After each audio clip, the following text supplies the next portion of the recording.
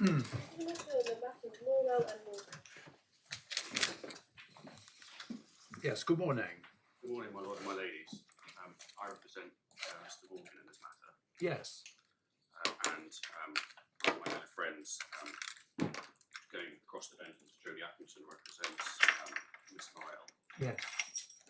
and then Mr. Wilkinson, his juniors, Mr. Blacksheet, and Miss Boyle represents Yes. Mr. Antoniou. And I should have said I'm also assisted. My junior behind me sits Mr. Christie O'Connell. Yes. Thank you. Well, before we start, I want to just raise one matter, really just a matter of clarification. You see, today's proceedings are on the live stream. Yes. And what I have in mind is that this is a case which clearly involves children. Yes. And I have in mind practice direction 52C, Yes. which refers to the fact that where children are involved in the subject of proceedings, the identity of the children will be anonymised. Yeah. I know that all parties have brought to court anonymised versions of their skeletons, which anonymise the children but also anonymise the parents.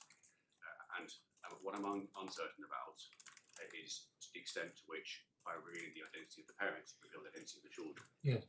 When making that application, I understand that the case which we're likely to want to refer to is the case of Norman and Norman, which says that it's the exception and not the norm.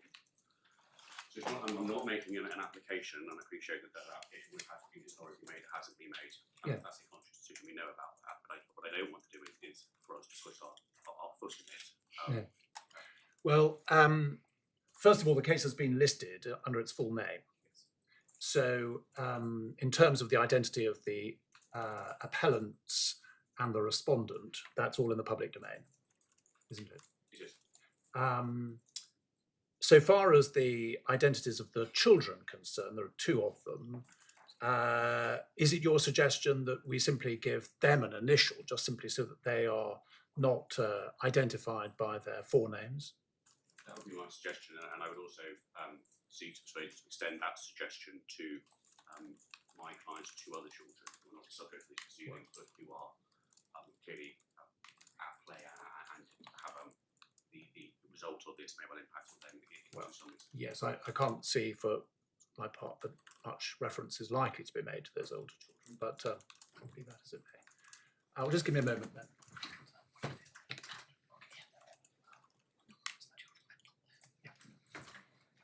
Okay. The parties will be identified by their names because, as I say, that's already in the public domain. In relation to the two children, we will give them initials to avoid the problems that might arise from deciding in committee. We will call them A and B. A in the Antoniou case and B in the Morgan case. I'm grateful for that, and thank you for that clarification. Thank you. Now, Mr. Charles, have you and your colleagues discussed how you propose to present these linked appeals? We have, and our suggestion is that I will go first. On which case? Well, on both. Mm-hmm.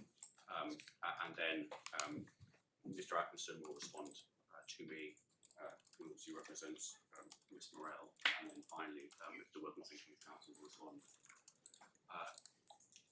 And then to that'll sync then because I'm both appellant and respondent, but then we'll have to then deal with any rights of reply when we get there. But I anticipate they will hopefully be either relatively brief or not necessary at all. Yes, I mean, it seems to us that it would be helpful for, and I dare say that you will in any event focus on the principles engaged in these linked appeals, which obviously give rise to the same issues, insofar as there are different facts as they plainly are. You can address those, but I suspect you will only be addressing those relatively briefly.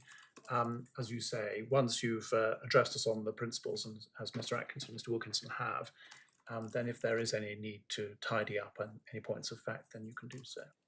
I'm grateful. And it does seem to me that the factual differences as they are slight. Yeah.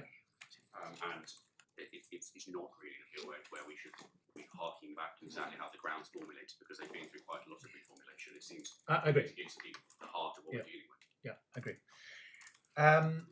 And secondly, have you given some thought to the timescales for? We have this appeal generously listed for a day and a half.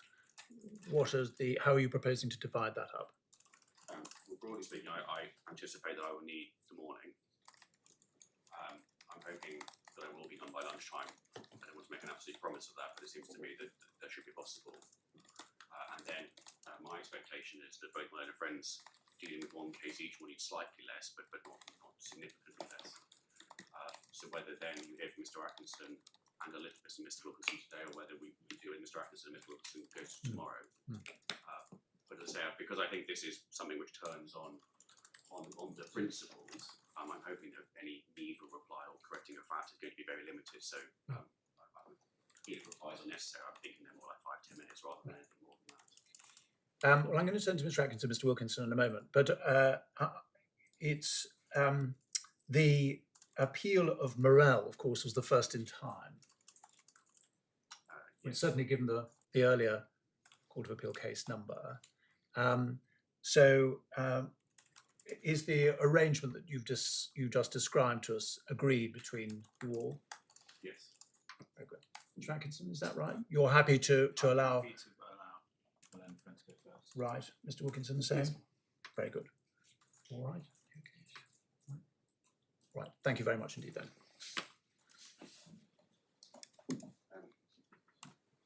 One of my ledgers, you know that you have two appeals before you today, which one from Deputy District Judge Hedge and one from the decision of Pursuant Judge Hutt. And those decisions go in conflicting directions, which is why, no doubt because of that conflict. And the conflict Just pause for a moment, sorry. Sorry. Just moved my laptop and knocked my water over. I do apologise. Just when you were getting into your stride. It wasn't me. In 12 years, it's the first time I've done that. So, Whilst that's being done, it occurs to me that we never did in fact address the question of older children. There'll be C and D. If required, if we need to refer to the older children, C and D.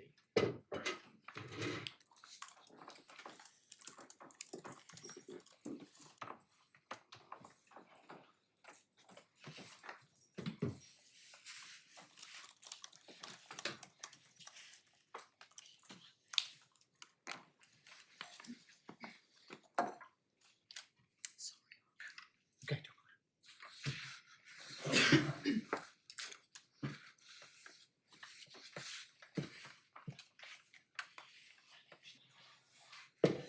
thank you. Do apologise, everyone. Right. We're off. Right. And the issue which comes out of those conflicting decisions below is related to child maintenance and in particular top-up orders. Top-up orders, you will have gathered, is the generic term which is given to an order which is made under Section 8 of the Act, where somebody's earning more than a gross income of £3,000 a week or £156,000 a year.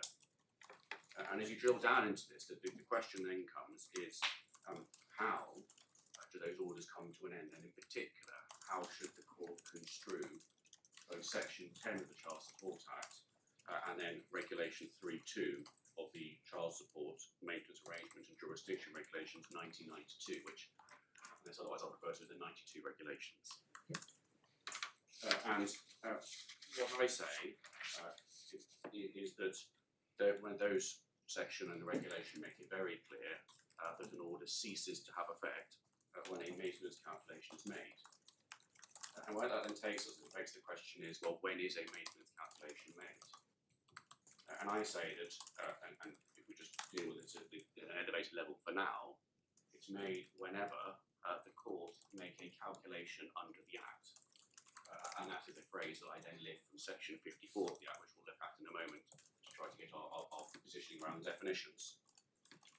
And what both my learned friends say, and there may be some slight differences between them, but the thrust of what they say is that a maintenance calculation is something which you get at the very start of the process of applying for child maintenance, and that thereafter you don't get another maintenance calculation what you get are a series of decisions, and so and the reason that becomes irrelevant is that when dealing with a top-up order, it's an agreed position is clear that a condition precedent of obtaining a top-up order is that you need to have a maintenance calculation.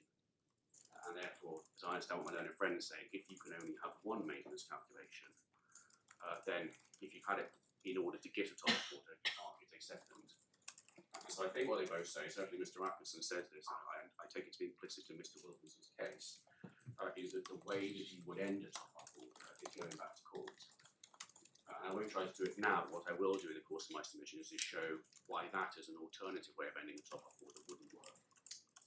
Thank you.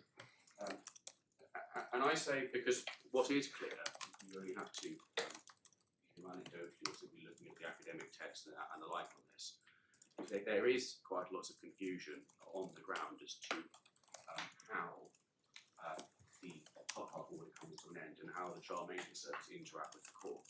Is the corollary of what you just said that if there is a subsequent calculation by the CMS, which you say extinguishes the top-up order, then it's for the mothers to return for a further top-up?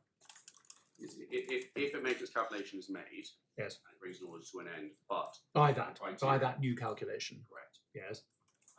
then assuming that the criteria for top-up order are met, you have a maintenance calculation and the relevant income, then a mother can come back to court to get a second top-up order. Yeah. Now that gets to the nub of why this is thought to be so unattractive, because you say you can't have, it makes no sense, and I can agree with this as a proposition, to have a top-up order made, and then either inadvertently or by process of the annual reviews, which is where it's often said, well, these annual reviews, you get phrases like the seas of destruction, and the order contains its own self-destructing mechanism. Yes. That gets to the heart of why there is, I say, this confusion and head scratching on the So ground. just before you go on to the hedge scratching, Yes. staying with the seed of destruction, I mean, that is right, isn't it?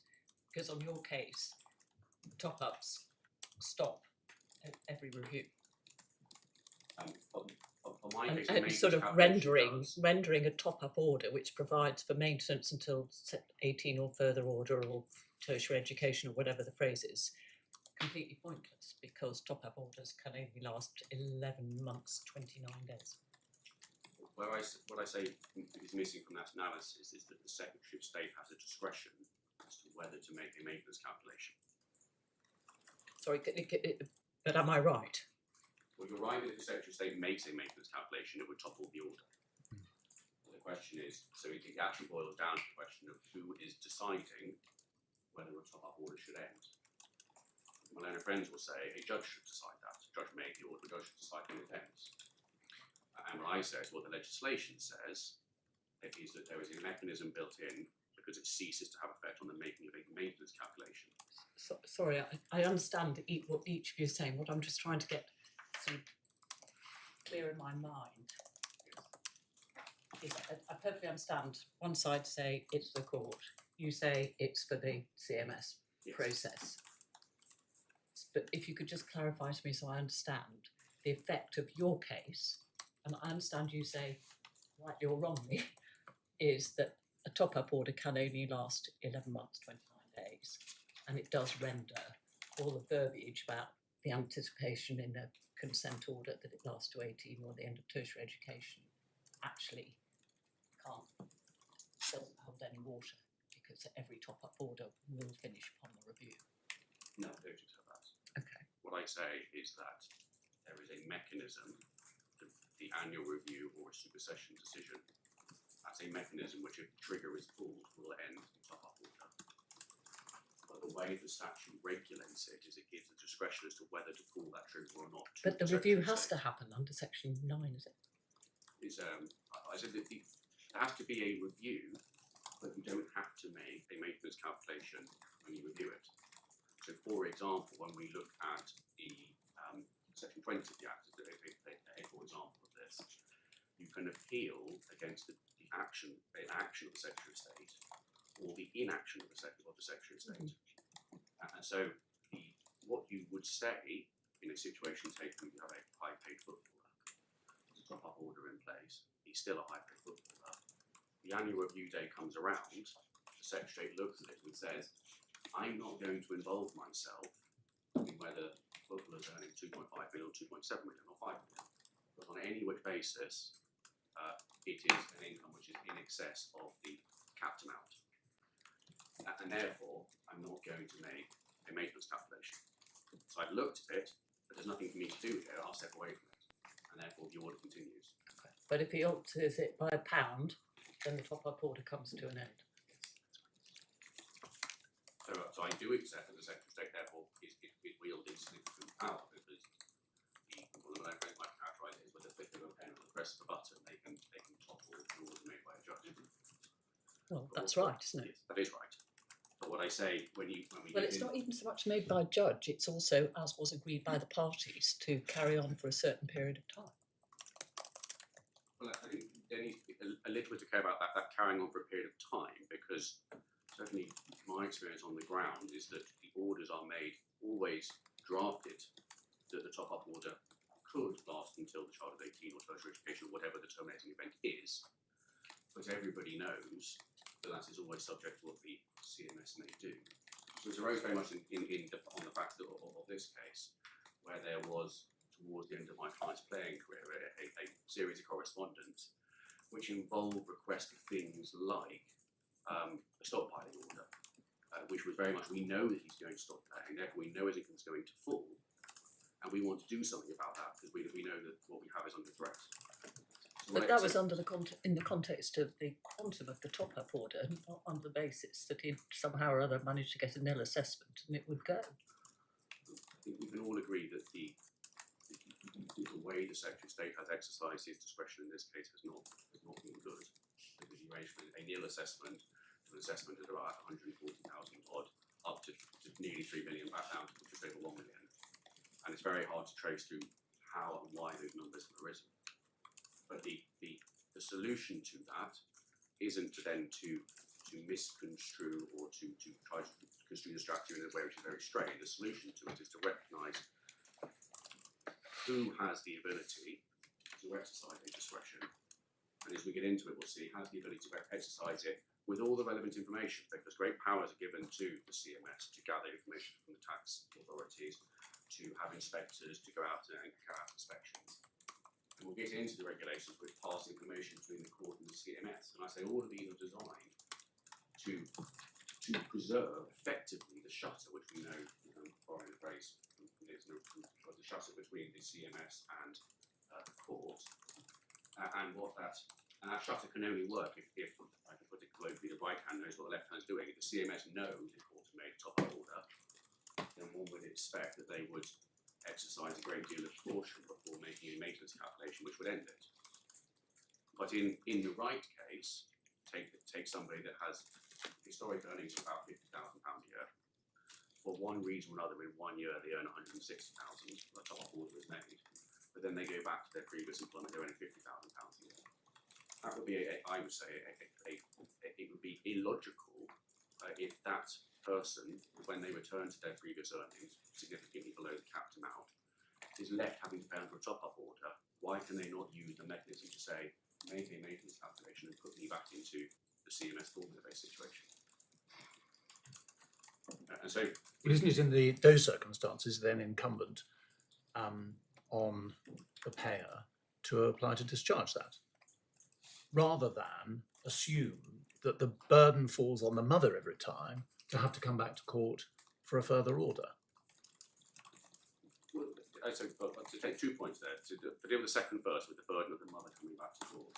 If the Secretary of State exercises discretion in a way which is prima facie sound, and the times when a mother has to come back to court in situations where you're saying that's unfair, that's wrong, are very limited. So, a footballer, someone with a high income, the Secretary of State should not be making a maintenance calculation which couples the order. They should say, I've done my annual review because I need to do it, but I'm not going to do anything. I've got some information that there's an additional charge, which child's now class minority, and that's going to make a small difference to the calculation. I'm aware of all of that, but I'm not going to interfere. And so I take the point, because there's a very strong narrative, which is you have a complete power imbalance between a wealthy payer and a less wealthy, often not wealthy at all, recipient of the child benefit, and you have a young child. So where should we hold that balance of power? Well, benefit of doubt probably goes in favour of the child and typically the mother rather than the parent. I understand that, and I don't seek to go behind that. But those power dynamics and those vulnerabilities are all can be and should be in the mind of the Secretary of State when exercising his discretion. I thought they applied a formula. They apply a Where's the formula. discretion in applying a formula? Well, there's no discretion in the formula, but let's look at it a different way. We just need to start then trying to get into and start taking you to different sections of the law. Sorry, and when you're doing that, it's a facet of what my lady has said. Discretion query, but also is it not an automatic situation in which review, calculation, rather than it's not necessary to go here, I've reviewed, because we're way above the levels in any event. Is there not just an application of a calculation in every circumstance? I say not. I say there is a discretion. I'll have to take you through the sections as to why I say that discretion exists. But just focusing on the calculation point, there are, for example, a number of regulations which say, like, for example, when somebody's applying for a variation application, and that is when they're asking the Secretary of State to apply different rules to establish income based on factors such as the amount of capital that the payer has or the rental income, which for the first system aren't brought in first time round. And an application for a variation application is, and this is my language, but it's where we get to in the regulations, is effectively summarily dismissed if the income which is automatically drawn in on the calculation is above the cap. And the reason I say that happens, and it's a big telltale sign to what the Secretary of State is doing, is the legislation itself recognises that once you're above the cap, if you're earning £157,000 gross per year, or you're earning £1.57 million gross per year, it doesn't matter because the calculation ignores all income above 156,000. And so the Secretary of State needn't trouble himself with minutiae or even bigger numbers, but let's take minutiae of your income's gone up by 3% because of just an inflationary increase in your salary, which is 200,000 to now 206,000. You simply say, I don't need to trouble myself with that because I know the top board is going to take it and I don't want to topple it. Sorry, two things. I'm sorry, but I think we're just all wanting to try and get the ground clear here. Two things. First of all, I'm not sure where you're saying there's any discretion. And secondly, I don't know what the discretion is and what they use it. But the other thing is, on what basis is the Secretary of State going to say, I don't need to bother myself up because I know there's a top-up? Because if you've reached the maximum, you've reached the maximum. And if you've got over 156, you're going to be at the maximum. So the Secretary of State isn't going to be concerned remotely whether there's a top-up order at all. Are you really saying the Secretary of State applies their mind, and you'll have to show us if that's right, that the Secretary of State says there is a top-up order in this case. I have to be careful not to disrupt this top-up order. Therefore, I'm not going to do anything in this review. Or is the reality of life, this guy earns over 156,000, therefore it's the full amount, therefore I don't have to do anything on review. So if you could help me which it is, because I'm really struggling with knowing where you're saying the Secretary of State has a discretion in all of this. So let me try and deal with that point head on, and then we can start working our way down into the outer reach of the regulations to try to then sort of amplify the initial point I want to make. But the place I would if you could answer both those, that would help. The place I start is section 2 of the Child Support Act. You find that in the authority manual at page number. Sorry, page. 1 second. Sorry, I think Authority I missed manual, what you page said. number 6. 6, yeah. Yeah.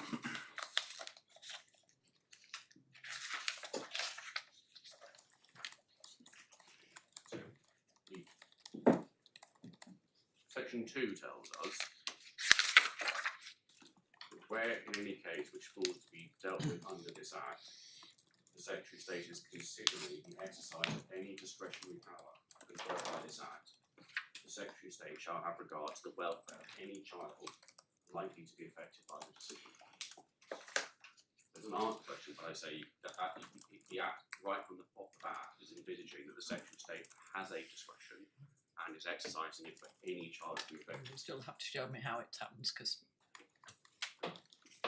there's I don't lovely, think they lovely have. words about welfare, but you've yet to show me how it's actually ever used and in what context. And actually, if we look into the Act,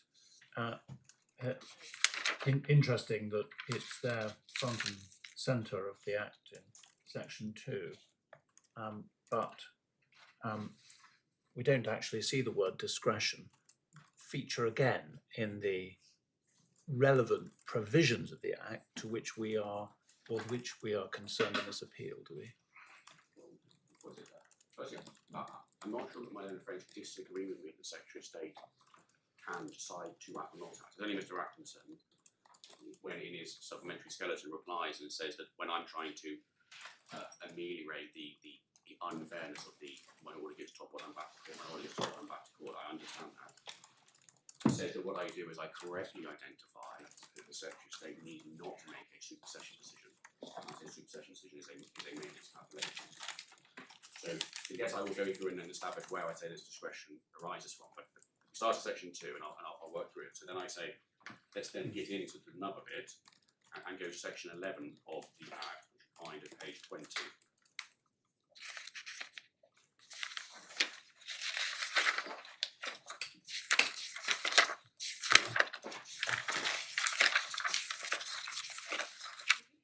Section 11, we have an application for a maintenance calculation made to the Secretary of State shall be dealt with by the Secretary of State in accordance with the provisions made by or under this Act. And then it's 11.2 I want to focus on. The Secretary of State shall, unless the Secretary of State decides not to make a maintenance calculation in response to an application, or makes a decision under section 12, which we'll come to, determine the application by making a decision under this section about whether any child support maintenance is payable, and if so, by how much. And the bit that I zone in on that is that the section 11 is clearly a central provision in the common we're having, and it itself envisages that the Secretary of State may not make a maintenance calculation. And if it's purely formulaic, purely mechanical, then application is made by formula, there's the number. But I say, then what are those words in brackets doing unless the Secretary of State decides not to make a maintenance calculation? And then I say, if we then turn to section 16, and then we'll go on to section 17. So section 16 deals with reviews.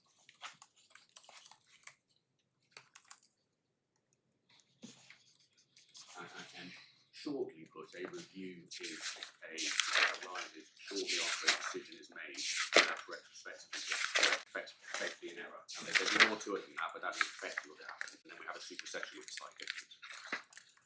And it says in section 16.1, any decision to which subsection 1A applies may be revised by the Secretary of State. It's not must, it's may.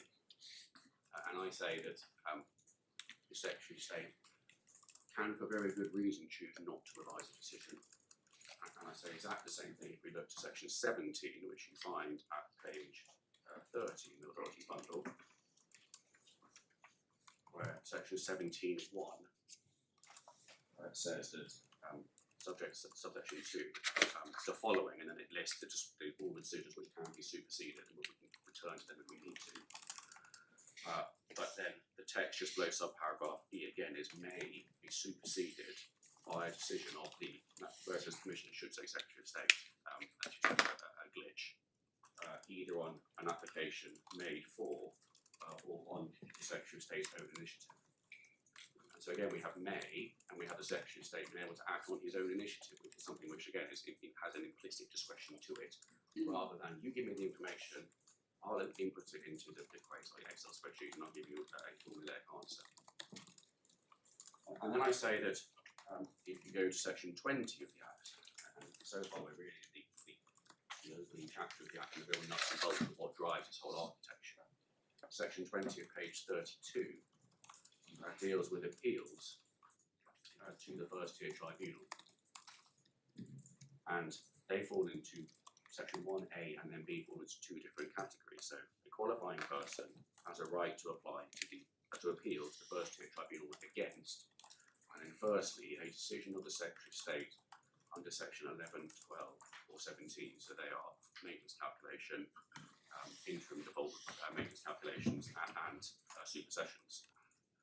But then, and critically, what you also have is a decision of the Secretary of State not to make a maintenance calculation under section 11 or not to supersede a decision under section 17. So again, I say, if we just pause to where we are now, is where is this discretion, where is it writ large across the Act? Well, we start with giving the Secretary of State discretion, and logically it says to exercise it to the benefit of children affected. Slightly garbled wording, but we have it. Just pausing there, though. Sorry, Mr. Johnson, I know you're developing this, but what does that actually mean in real terms? I mean, the Secretary of State has no information about the child other than probably the child's date of birth. Well, the Secretary of State will know, for example, if there are how many children the paying party has a financial responsibility to. Yeah, well, that That's the doesn't. formula.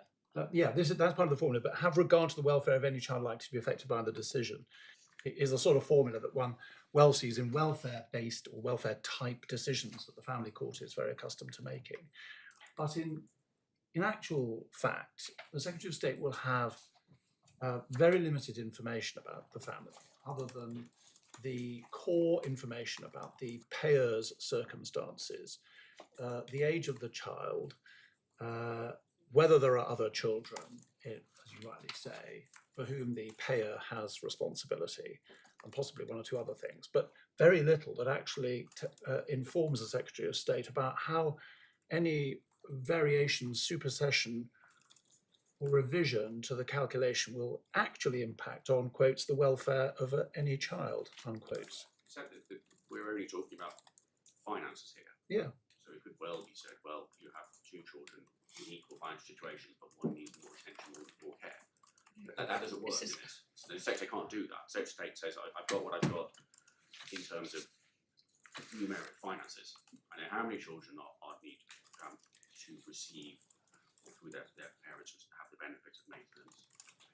And I know critical things, and we'll come to why the Secretary of State knows this in a minute, that, for example, a top-up order has been made. So I know that if I make a maintenance calculation, I will end that order. Do they know that? Yes, and I'll explain that. Just sort of. No, I'm happy to accept that. I was just wanting. That's the case, is it? We're about to go there, but yes, I say yes, and then I'll make that position good. So what I say then is that it's not as broad a discretion as you might have under the Children Act, for example, where you're taking account of lots of emotional considerations and all the whole gamut of considerations. Obviously, the discretion is exercised in quite a tight field, but there's still a discretion to exercise. And the fact that the remit of the decision is more narrow doesn't mean that therefore somehow the discretion we're told the Secretary of State has doesn't exist. That would be completely out with section 2. And really completely out with what was intended, because I think it's Saturday on drafting this numeric one to the end, but when setting out the basic principle, when in section 2 you're saying there is a discretion, this is how you should exercise it. It seems to me that you then have to read the words may and I will not make a decision, and the fact that people can appeal against not making a decision and say, you've got your discretion wrong there, you should have made a supersession decision, or you should have reviewed that, your decision to sit on the sidelines was wrong. So you're going to be able to take us to examples of where the Secretary of State has ever said, I'm not going to interfere because it's a top-up and it's not in the children's welfare for me not to do this, as opposed to the Secretary of State simply saying, I'm not going to act because the figures don't make me act. I'm not going to take you in this case to a situation where I can say, look, here's the Secretary of State not exercising a discretion. And I'm not going to seek to persuade you that the exercise that the Secretary of State made of his discretion in this case was the right to exercise that discretion. But what I'm saying... No, sorry, I'm not being very clear. what I don't understand is it's not discretion as I understand it. It's I can choose not to act, but the reason I choose not to act is because that's what the figures tell me to do. No, because the case which my friend put is that the Secretary of State is just mechanical.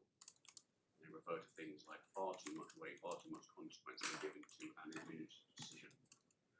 And they would say an administered decision which just follows as night follows day. So you have your annual review, that spits out a new maintenance calculation. Let's take the most egregious example. I paid a Stickwood footballer, moves clubs. Now we all know, we can watch him on Sky Sports and we know he's earning double what he was earning last year. But on his annual review, he gives a maintenance calculation. He says, well, that's it, I don't have to pay. You're the sovereign. That, if it happens, is correct, because that's what the statute says. And we all say, well, that makes no sense, that is illogical. So the question then is it the statute that's wrong when it says that a maintenance calculation ends at top-up order? And therefore you have to get into what my learned friends say about there being one maintenance calculation which comes at the outset, and then decisions which come later, and there's this distinction. We dance around the head of a pin between a maintenance calculation and a decision. Or do you say, well, we can all agree that is unfair, but what's gone wrong here is the Secretary of State, who should have known and had the ability to know and had been told by the court, if the procedure is followed, the top-up order had been made a supersession decision, and that toppled the order. Because I think what exists in this is a two-way street, is that you can pass from the CMS system to the court system by virtue of the CMS making a maintenance calculation above the capped amount, and you can pass back down that street when it's appropriate for you to do so.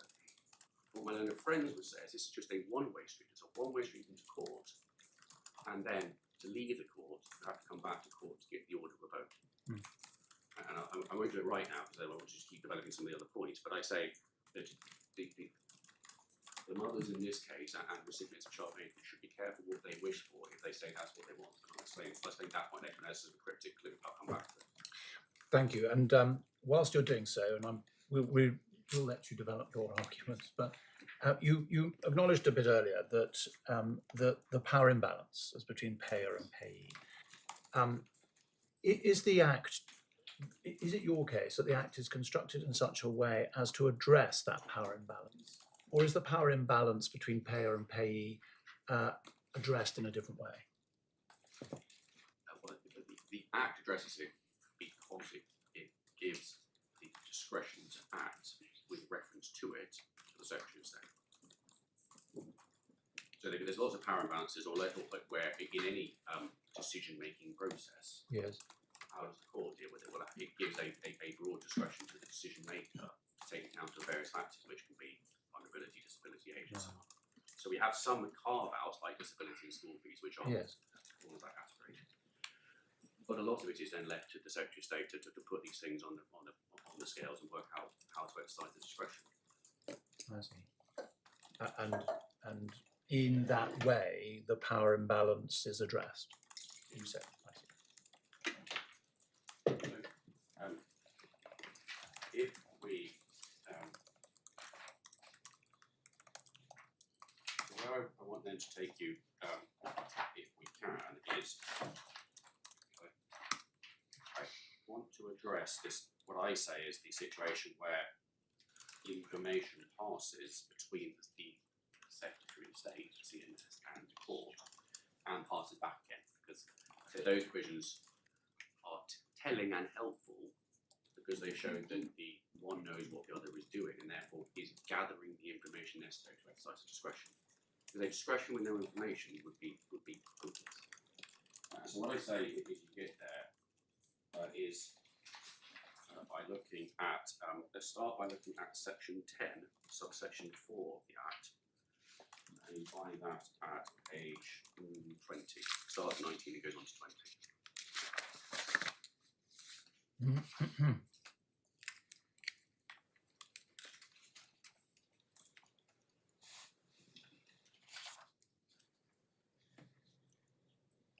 And so what I say, if we look at, we've looked at section, well, you would have looked at section 10, which has the phrase, the 4 words that I return to frequently, which is cease to have effect.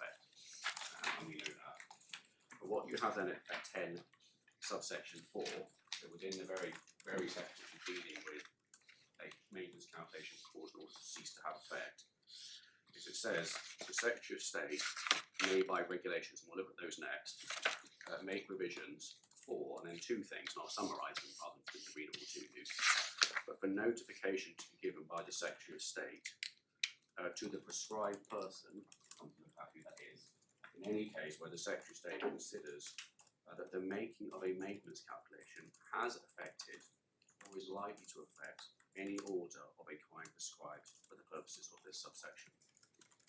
So, Secretary of State, exercise, if I do this, I may impact that order. I need to tell the court. And then at sub B, you have the same in reverse, which is the Secretary of State notifying, so needed to notification be given by the tribe person, which is the court, to the Secretary of State in any case where a court makes an order which it considers has affected or is likely to affect the maintenance calculation. So pausing there, and we'll look to the regulations in a moment. What I say is that that information passing is indicative of what is necessary to do that, and it would not be necessary to do that. So it's necessary to do that if there's a discretion, and if one affects the other, it is not necessary to do that. If the Secretary of State is purely administrative, purely functional, you give me the numbers, I'll process the calculation and give you an output. So then look to the regulations, because those regulations you find in the, just pull them up and tell you. Before you do that, could you just tell me, I'm sorry, Yes. how 10.1 then fits with 10.4? Because the definition of the maintenance calculation has the effect that it means that the order ceases to have effect. Then why do you get to 4? What is 4 driving at? Always driving at the that very fact that the maintenance calculation can cause order to cease to have effect by the impact on order. But it's the information process and the notification is two-way. So you get to that situation where a top-up order has been made, the court inform the CMS. The CMS come to consider whether to make a maintenance calculation which would trigger 10.1, ceasing to have effect. But they know it will trigger 10.1. So in the right case they make it. It's in the anecdotal case, the case we get concerned about, they don't. So what I say is that you're not going to get to the position of an order ceasing to have effect without the person that's going to make the maintenance calculation, the Secretary of State making the maintenance calculation, knowing that if they do this, this will be the consequence. Sorry, I'm really sorry, I'm just so struggling with this because going back to your key point, which I understand and respect, because you've got to hang on to your discretion, I get that. But if you're told there's a top-up order, at which 10.4 that happens, the Secretary of State's told there's a top-up order. Yes. And actually, if you applied Section 2 and you were looking at the welfare of the child, there'd be absolutely no question of interfering with that top-up order. My understanding is that there is, if the numbers don't stack up for the maximum for the 156, then the Secretary of State has not got any discretion to say, but I'm not going to cease this because we mustn't lose the top-up order because it's not in the welfare interests of this child. The Secretary of State can say, it's really sad because actually on the information I've got, which is the date of birth of the child, it would be in this child's best interest for that top-up order to carry on. But the numbers don't stack up, therefore it has to, under 10.1, cease. So this takes me back to I don't understand what in reality, where in reality there's a discretion. The discretion is that let's take. First of all, am I right in that's how it works? Well, if the figures don't stack up, it doesn't matter if they think it's in the best interest of the child to be, for the welfare interest of the child to be a top over, it has to come to them. No, you're not right. Right, could you then explain to me when even though someone earns less than 3,000, a Secretary of State can use their discretion to say, it's the welfare interest of this child for the top up to consider. Therefore, I'm not going to under 10.1 bring the order to an end. I expect the Secretary of State would do that very rarely, Have they ever done it? as I'm aware of. Because I say that the How Secretary... can they? Well, it could be done, for example, if a top-up order had 3 months left to run, the Secretary of State looked at it and said, I have somebody that earning 155,000, and a top-up order was made when they're earning 158,000, and it's simply not worth getting involved for that short period of time.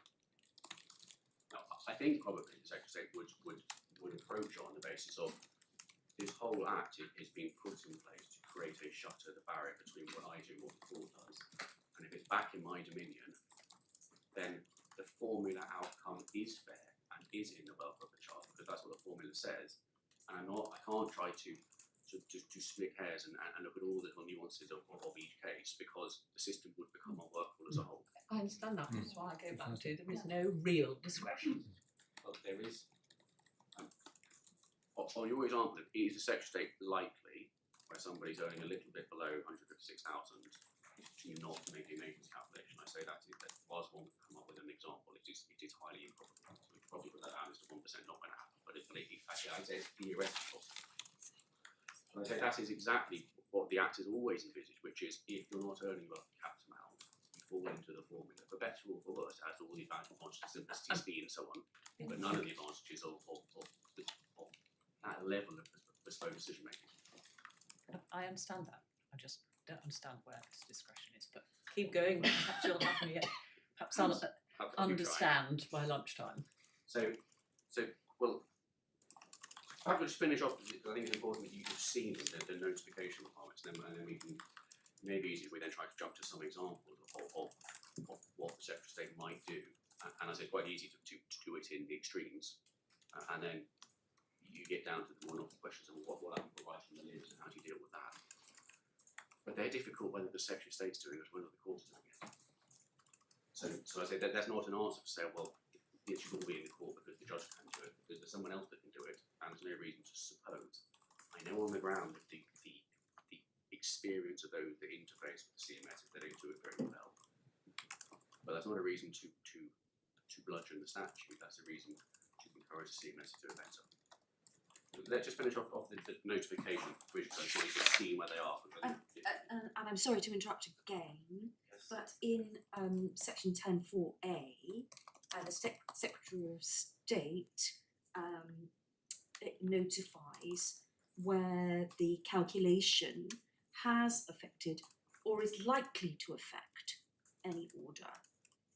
But if there is a calculation, 10.1 says it has affected. Well, where does is likely to affect come in? I'm not sure that it does, because I think the maintenance calculation is It will be 10.1.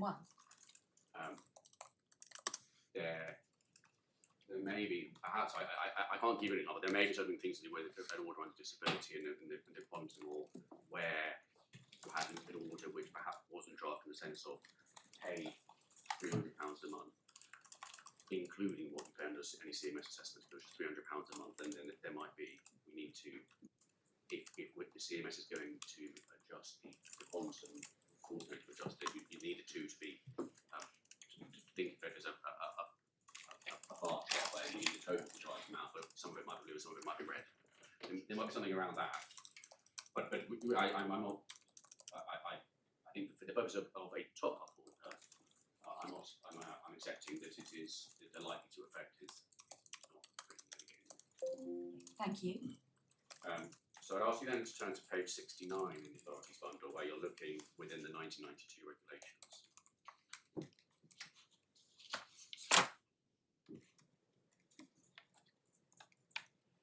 And let's start at regulation 5. I'm sorry, I was just making a note. Could you just So authorities repeat? bundle, page 69. Thank you. Regulation 5.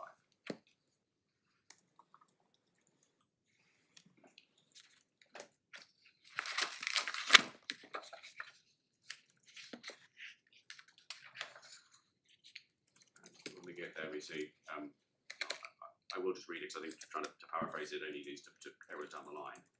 So where the Secretary of State is aware that an order of a kind prescribed in paragraph 2 is in force and considers that the making of a maintenance calculation has affected or is likely to affect that order, we shall notify the persons described in paragraph 3 in respect of whom that maintenance calculation is in force, and the person described in paragraph 4 holding office in the court where the order in question was made or subsequently registered. The subsequent registered relates to Scottish Commission, trouble ourselves with that.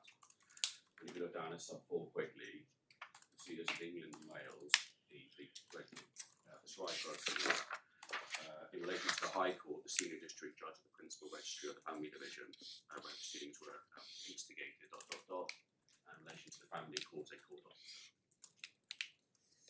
And then at regulation 6, so page 71, we have the mirror image of that, which is notification by the court, this time going to the child maintenance service. So it says where the court is aware that a maintenance calculation is in force and makes the order mentioned in regulation 3.1, which it considers has affected or is likely to affect that calculation, the person described in paragraph 2 shall be notified by the Secretary of State to that effect. Paragraph 2 it is the judiciary. And so it's worth then looking at that, because if you take yourself back to regulation 3.1, what we're looking at is exactly the sort of order which is made in this case, which can include maintenance under 31 of the Children Act. So I say that if I'm building up my discretion argument, I say we can see the discretion is given and the relevant consideration, the checklist, if you like, is given in section 2. Now, it's far more truncated than the checks under section 25, for example.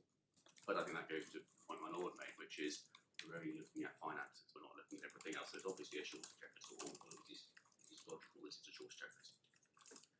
Each and every time a decision is made, it is a decision which may be made, not must be made.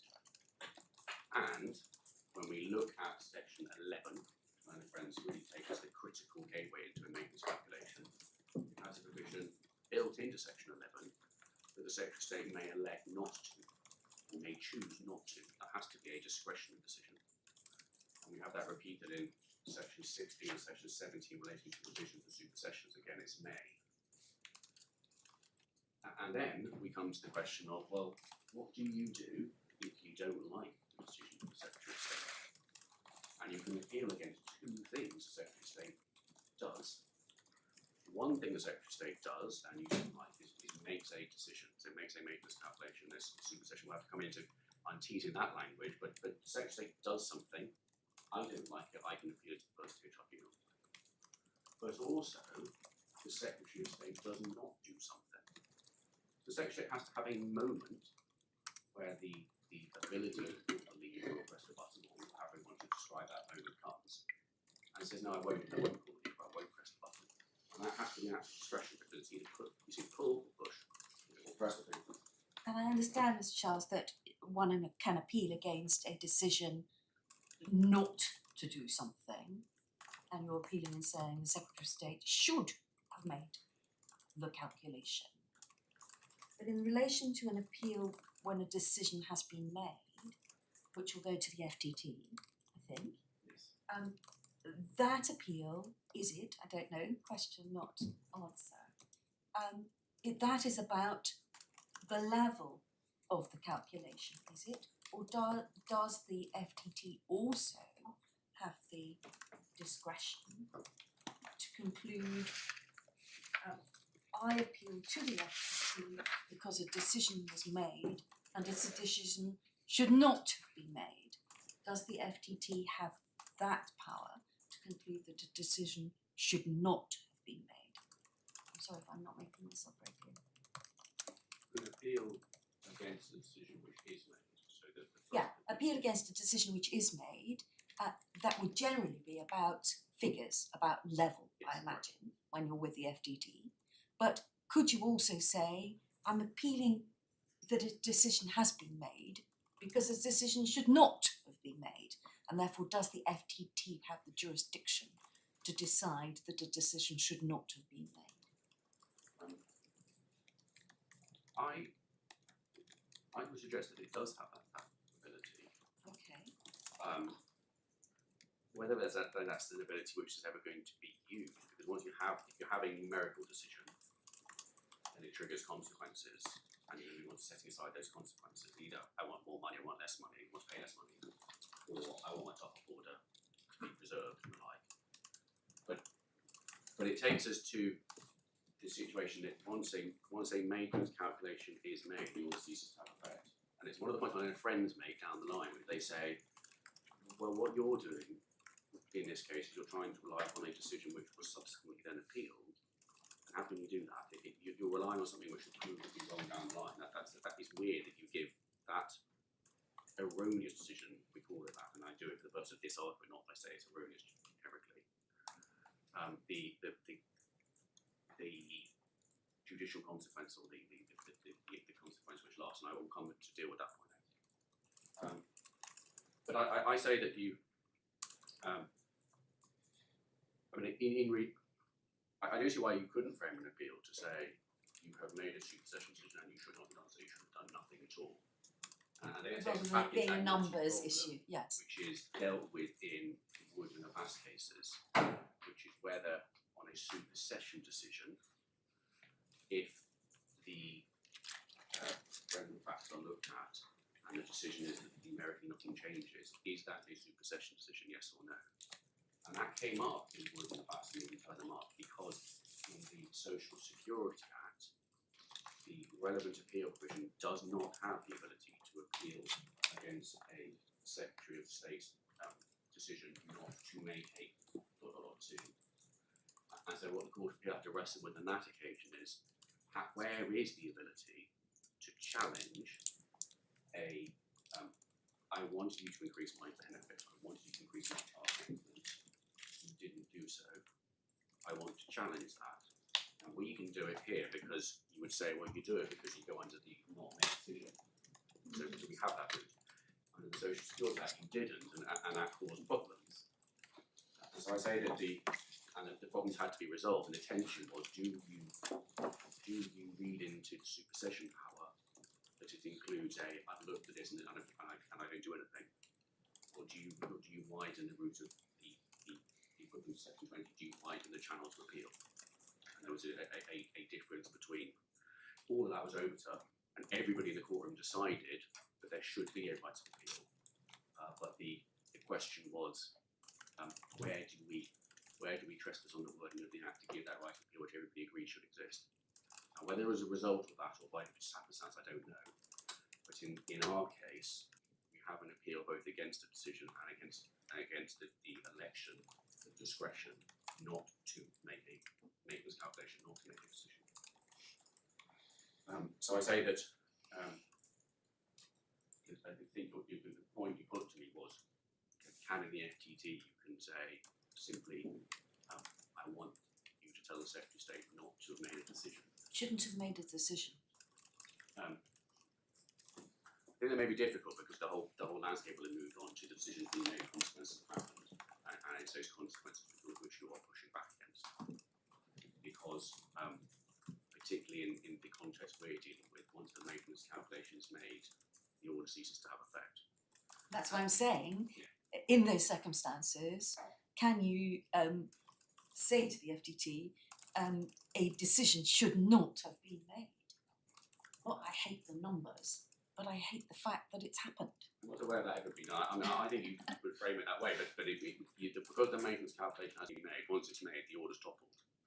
So what you would need to be saying is, through the CMS process and or the appeal process, which is what happened here, is I want to get back to having the criteria to having a top-up order. Now, if that criteria is, I need the quantum to go up, you need to go down that route. If that criteria is, I just need another calculation, the maintenance calculation, then the need of appeal would be quite slight, because take my example of the footballer that has actually gone up. The Secretary of State inadvertently puts a size 9 in it and makes a maintenance calculation. The the quickest route for the mother that wants to be receiving child maintenance but has had it taken away is to say, and HSC tells us this can be done, it does happen frequently, is you go back, you get another maintenance calculation, you've got an income of 156,000, so the court can make a second top-up order. And that is.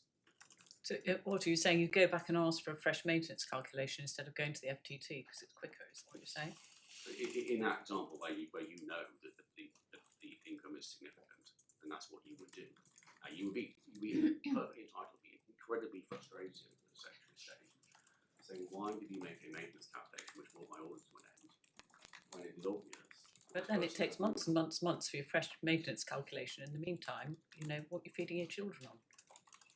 And that is I accept is where the system goes wrong, but the criticism for that isn't levelled at the act. The criticism for that is levelled that if the Secretary of State acts mechanically when the Secretary of State need not, because he has discretion, then the criticism should be levelled at the Secretary of State.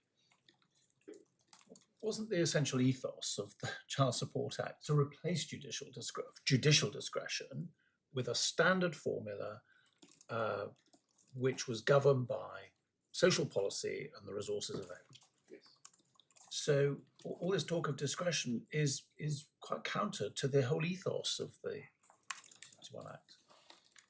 Well, we need to remember that we're dealing with a very small subset of cases.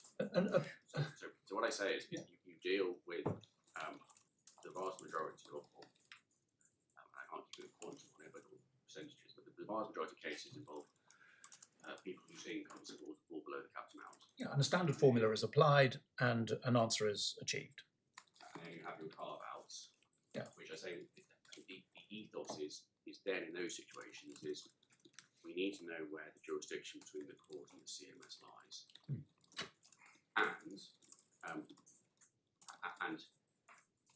And the gatekeeper between which opens it up and says you're out of the formula of the CMS-based system and you go to the top of order.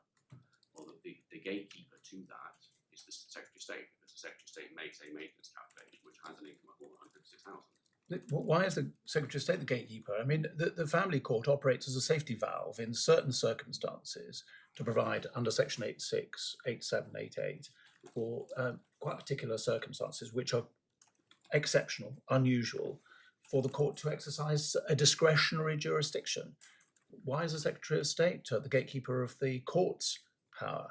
The Secretary is not the gatekeeper for school fees orders generically, and not the gatekeeper for The disability case. Would you say is for the top-ups?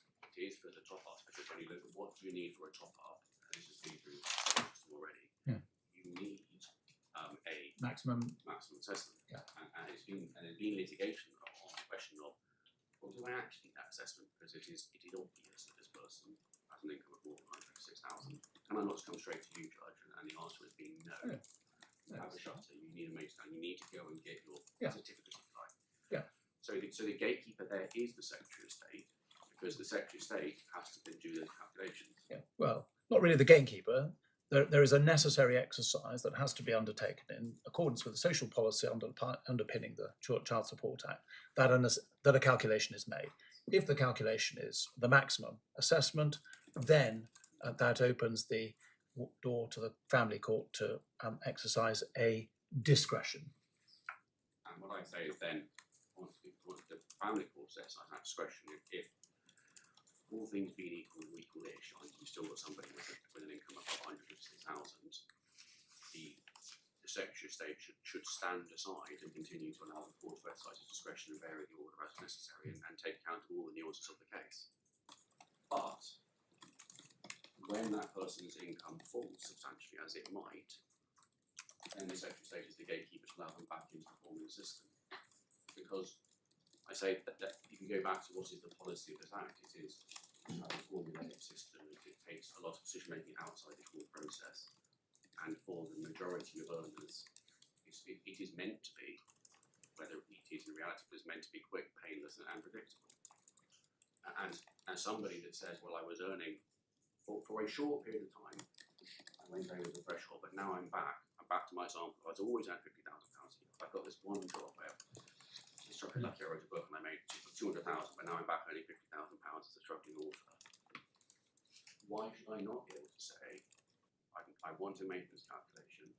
If that comes out at £50,000 a year, then the order ends and I just drop back into the system. Because we get into the question of fairness and nuance of the chart, but the formula is statutory formula, which has to be taken as being fair and producing the right outcome. With, I think, the caveat that we know that it is applied to many, whereas each person is concerned with one. But there's the benefits and there's pros and cons, but that is where we get to it. It's a formula to apply. And my struggling author that's tried to lucky 1 year, it's a big advance on a book, but then goes back to earning what he was earning. He then goes and says the top up order should end because I should be treated like anybody else that's earning £50,000 a year. And the way I get there is I say to the Secretary that these are my earnings, you can pull down my tax record, you can investigate whatever you need to investigate, you've got the powers to do that. But if you are then satisfied, because I'm telling you the truth, I'm earning £50,000 a year, then make a maintenance calculation. That brings an order to an end and that puts me back into the formula. And I say that is coherent and it is fair, and the problematic cases and the ones which grab the headlines are the ones where it is always said, and it may be some truth in this, that it's the payer that abused the system by trying to make this calculation top of the order. Are there any other circumstances in which a court order made by a judge, having heard the relevant evidence, is actually discharged by the operation of a formula applied by the Secretary of State? I mean, it seems counterintuitive to me that a court order automatically topples because a Secretary of State makes a decision which is different from a decision which underpinned, I accept, the earlier court order. Didn't make the earlier court order, but underpinned it. Surely, sorry to interrupt, put it in a different way. Surely a judge, it's for the judge to discharge an order that a judge makes. It's simple. Well, it's short answer and long answer. The short answer is that what has changed since the judge made the decision is the income and the Secretary of State. And in a whole system which is heavily formula based, when the input changes, the output should change. Building on that, you will have seen reference to the case of someone from Justice Mostyn. What do you do with somebody that's earning £175,000?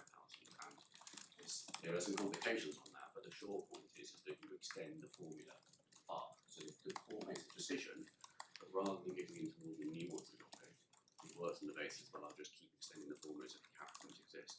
That has its limits, and it has more element of judicial discretion. That's logical because it's a slide ruler rather than a complete free-form paper discretion and land anywhere on a piece of paper. So I say that why should the Secretary of State be able to terminate a court order? Well, it's a court order which is based on the significant input earnings, not really based at all on the income or resources of the recipient. It comes from let's stick with the stereotype, a father should pay for his child, with reference to his means, irrespective in this context of the means of the month. So when you change the input, then it's logical that you change the output. And the Secretary of State can deal with this input because the Secretary actually has the one of Mr. Atkinson relies on is, well, look, he makes a point in his documents, the Secretary of State can pull upon the HMRC records and the like, so they can get that information more quickly in a way which is a lot less tortuous than going through a disclosure exercise than the court can. Now, the slightly longer answer to that point, because I want to do it, is how do I, let's just look, because what you say, and I think it's what my own friends say, is how does, let's go back to my example of the struggling author. How's it good, yeah? Looks like I've been struggling all I am trying to keep quiet. I really am. But I'm a bit bothered about a struggling author. I mean, I have considerable sympathy for a struggling author. But you're saying 1 year he earns more and then he drops back down. But the reality is that it's highly unlikely that you'd get a top-up order in place if he only went up in that 12-month period. I mean, it's just the reality of how life works in the courts and with the CMS is that that's just not going to happen. Maybe I may need to tweak my example and say that he's written a series of novels which last over the course of 5 years. But over the duration of the 20 odd years, it could be changed. Slightly undermines your point. But I say it doesn't, because what you have, and you can get to the question of fabulously wealthy, earnings in the millions, stop playing football, earnings fall away, and is left with either nothing or very meagre earnings compared to what capital. Probably, not always the case, but probably has a large asset base. The earning in the millions probably has a large asset base, which probably gives rise to the ability for one party, but is likely to be, in many cases, the mother that does it, to ask for a variation application, which says the Secretary of State don't follow formula, given the main formula, follow a different set of rules which apply notional rates of return to capital. And would be saying to Secretary of State, don't jump in at the end of his career and make a supersession decision, which is a maintenance calculation that brings us all to an end, until you have dealt with my application for variation. And there are certain provisions which allow the Secretary of State to make certain interim orders while the variation application is pending. But if we Would those variation orders on your submission mean that the top-up order ceased? I didn't quite catch that question. But what would be the impact? So she makes an application for variation saying, no, we've got to now do it by notional income from capital Yes. instead of the. So how does that impact the top-up order? If he makes, for example, an interim order. What might I advise the Secretary of State in that scenario? What we might say is there is a significant chance that the decline in income means that just the straightforward income is now less than 156,000. Fine. It's also quite likely that the relevant payer has assets, which mean that if we then look to those assets, we'll be able, or the calculation will lead to a top up. So it will lead to an assessment above capped amount. So what might you say to the Secretary of State? Well, you can see the history of how much money this person's been earning for how long. So a 15-year top flight career, earning £3 million a year, you can be pretty confident, not guaranteed, but pretty confident that when the income stops, the asset base will be there. So at the end of career, don't jump in and make a maintenance calculation. You have the ability not to do that. The footballer might be cross with you. He might say you should have done that. You can say, well, then take me to the tribunal. I'm not doing it because I want to know more about your asset base and whether looked at through the lens of the variation, we will still be above £156,000 of deemed income. When that process is complete, and you can ask for information and you can call information, and we look at it, you look through the supplemental bundle, you see the Secretary of State asking for information, and then criticism comes back from the Secretary of State, we didn't get it from Mr. Morrell's case quickly enough. But don't jump in and just make it immediately on the end of the career. You can look at it, and we can all say, well, if you've been earning £3 million a year, you've got the ability to keep funding your child in accordance with the judge's order, or perhaps it's like down a reduced amount because you don't have the income but you do have the capital, and there's nuances we get into it. So don't jump in and immediately make a supersession decision. Use your discretion to hold fire. Look at where you get on a variation and then make an informed choice. And then you make an order, a supersession order, which has the effect of bringing the top up to an end, even if it's. They wouldn't need to, so they could just say, I'm satisfied that there is no need for me to supersede what went before. Because we're in that territory above the clouds. Don't they have to do something with the variation? But they've got to make a decision about the variation. They've got to. They can make a So they decision, make they're an always order. making a They make an decision order on saying the we're numbers. don't they do a fresh calculation saying the calculations are all the same, which on your submission brings the top up to the end.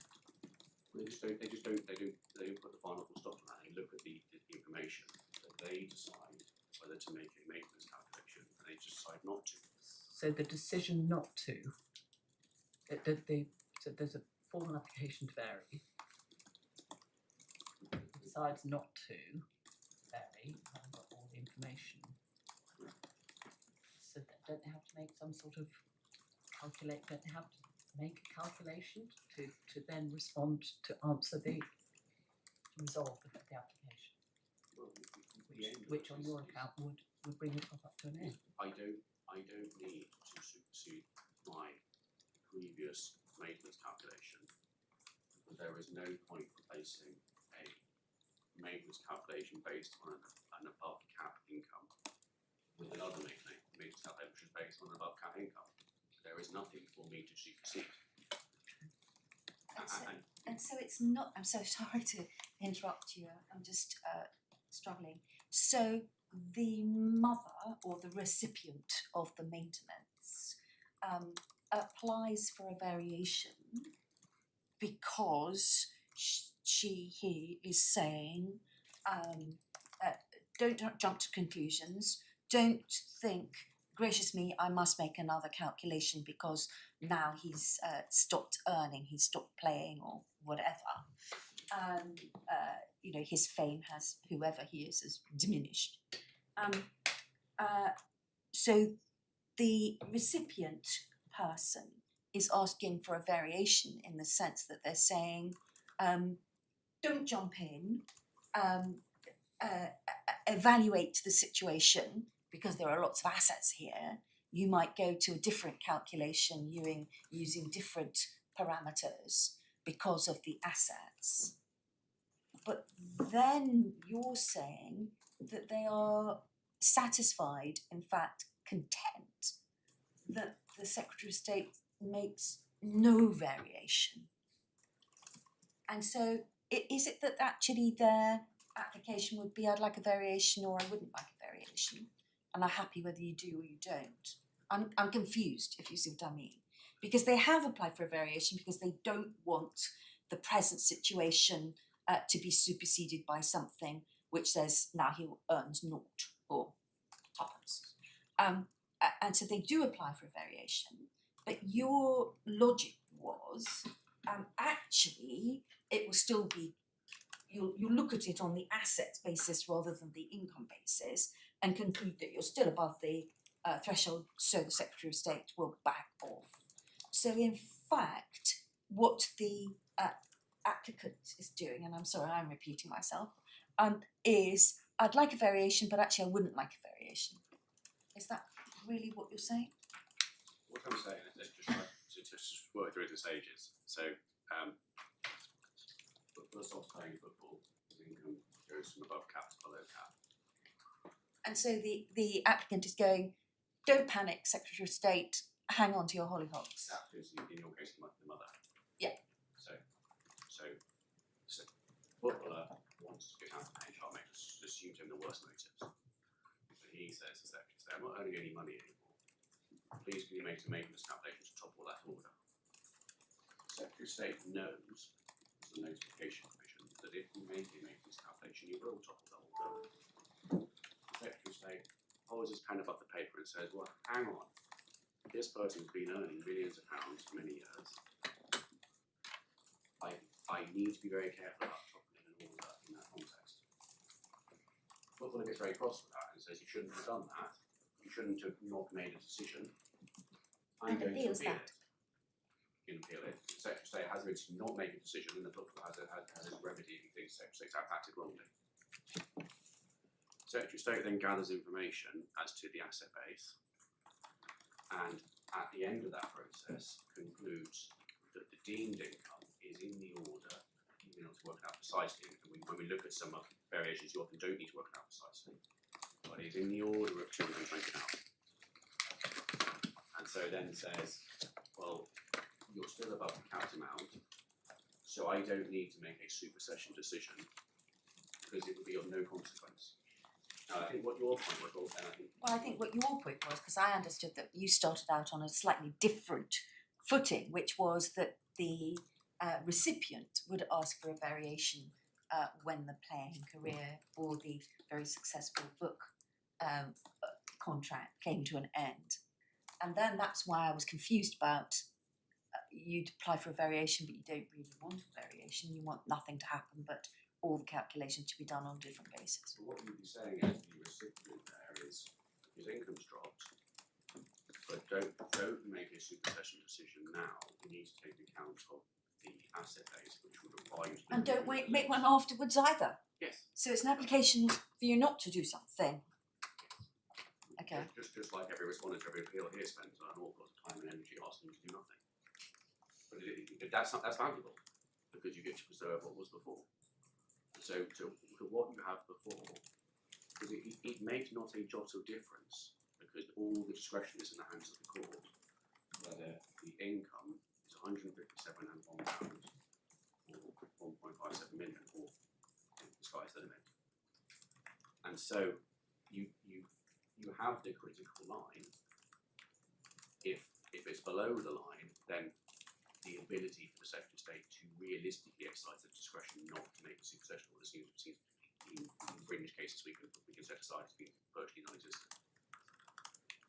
I guess you may say, well, the recipient, when we say, just been through this process of variation, we've just given evidence, we just did X, Y, Z, we've done all these things. I want a decision. The decision is, well, I've looked at it and effectively appeal dismiss, which in our language would be supersession decision not touched. And that works for everybody because it leaves the discretion. It works for if the footballer's looking at it through an honest lens of I may well have good arguments to say because my income has dropped significantly I should be paying less, but the judge will decide that. It works for the mother because she may accept, she may not accept that because income's dropped you should be paying less, but it's for the judge to decide it. It works for the Secretary of State because the Secretary of State has taken account of all the information the Secretary of State has and about there is a top-up order and knowing that an order can affect main calculation can affect an order. So the Secretary of State says, well, I'm washing my hands of it. Now, I can see this case has changed its hue quite significantly because it was £5 million playing football. Is now a return on capital based on the property portfolio or whatever it may be. But the consequences of that are for the judge. But if the above capped income is only marginally above cap and either immediately, which is why I've used the quite example of £50,000 up and down, which is unlikely to be the asset base, but you can stretch that out and say that the higher income is for a longer period of time, so it's a bit more uncertain whether there's the asset base. But when the Secretary of State looks at it, in my 1 year, one hit wonder water, the Secretary of State will probably say, it's highly unlikely asset base, they'll make a supersession decision. That can all be appealed, but it is unfair to the payer not to do that. They should go back to the formula. The other end of the extreme, the very wealthy footballer, I'm not going to do it because the asset base is almost certainly there. And then you squeeze that spectrum and you get down to more problems you could formulate for me. And we have to try to weave thread the needle through a much smaller hole each time. But the Secretary of State is making that decision knowing what the consequences, knowing whether it's top order or not. And if the order isn't top order, come back to the order variant, and if the order is top order, go into the formula, everyone can raise their challenges to that. And fairness is a two-way street because all of the problem cases and that can't be right case, and how can that be, are all where the unfairness is to the recipient. But in a situation which is about what proportion of your income should be paid to support children, if your income falls, particularly once you get down into the lower levels, you can see it makes a difference whether you're only 3 million or 2 million, but once you get down into more the formula level, if your income falls, then certainly the way this is all set up, so should your contribution to your children fall, because the ebb and flow of up and down income should be shared, because that's what the formula produces. But isn't it in those circumstances that the footballer goes back to court and say, I'm no longer playing, these are no longer my earnings, this top-up order needs now to be discharged? So let's take that situation, because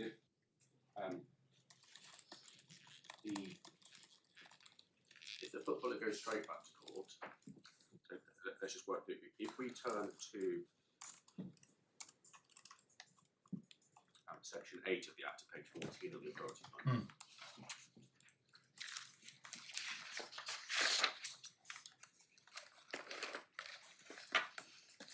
And we haven't been through it, so I just need to just lay the ground and then make a point of what Yes, so, thank you. So section 8 tells us that this subsection applies in any case where the Secretary of State would have jurisdiction to make a maintenance calculation with respect to the qualifying trials.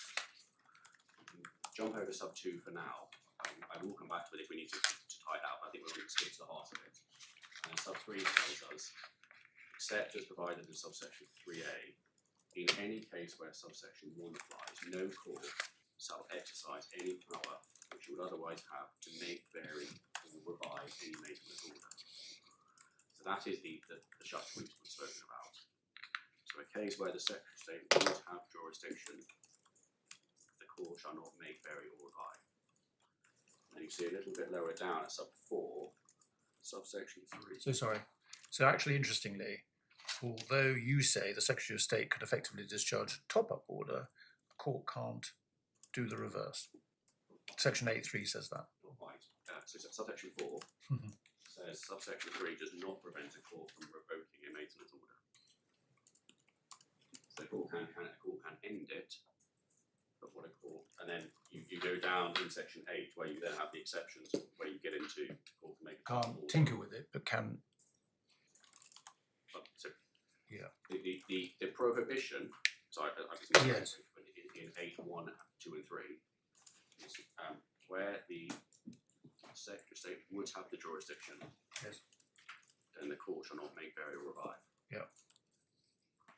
But that does not prevent a court from revoking Revoking. maintenance order. And then you have then the exceptions to that, which you get Yeah. as the 5, 6, 7, 8 or subsections, which are those based on the agreement, top-up order, disability order, and school fees order. And of those, the only ones with gateways to get into it is the top-up order, where you need a maintenance calculation and above cap income, and the court deciding it's fair. So if you take the let's just work this through. If it's for the court or somebody whose income has fallen significantly, and let's just for this purpose, just let's assume that it is likely, or it is in fact the case, that therefore the rate of child maintenance they pay should decrease but not stop. Their earnings have fallen by enough that everyone can agree that's the case. Then that person, I think one of their friends would say, comes back to court that my income has taken a nosedive, I should be paying less child maintenance. What did the court do? The court says, well, the Secretary of State would have jurisdiction in the case. And he said, yes, he would have jurisdiction. So the person says, so therefore I cannot make, vary, or revive the order. All I can do is revoke it. So the payer says, well, I wasn't really looking for a revocation, I was looking for a reduction, because I said I should be paying something for my children. Because says, well, I can't be involved in that variation, I'm afraid. I understand it's fair of you to say that, but I can't be involved in it. Well, I'll just revoke it. You need to go to the CMS and get them to calculate what you should be paying. And that's where I say that this idea of the shutter put in place by section 8 is there, it's clear. And if what you say is you stop a top-up order by coming back to court, and when you get to court, the only thing the court can do is revoke it, which creates a cliff edge. In neither circumstance is unfair. And the remedy to that is you say, well, it's because you're in the CMS, the land of the CMS, and you need formula. And so what you might then say is, well, don't do it that way. Don't go straight to court. What the man in my example should do, where his income falls significantly and we need a variation. So he goes to the CMS and gets a maintenance calculation. Now that doesn't end the order. Then he's got a maintenance calculation and he's got a court order. He says, well, basically then, to tie up the loose end, I go to the court and say, I'll pay under this maintenance order, but can you now revoke the order? Which leaves the court as a meaningless tail piece orders. It's just a rubber stamp. So I say that the system works because the way that this shutter operates is that where the Secretary of State would have jurisdiction, the court will not make, vary or revoke. And there may be circumstances where there's a tidying up which the court needs to revoke an order, or maybe the court needs to revoke it because circumstances such that that's fair. But that makes no sense of the court where the Secretary of State has jurisdiction can't make, vary or revoke, can't make, vary or revive unless the Secretary of State has a role to come in and fill the gap. Because nobody would be saying you should have a hard cliff edge at the end of this. You pay maintenance at this level. It needs to go down to here. And all the court can do is revoke it.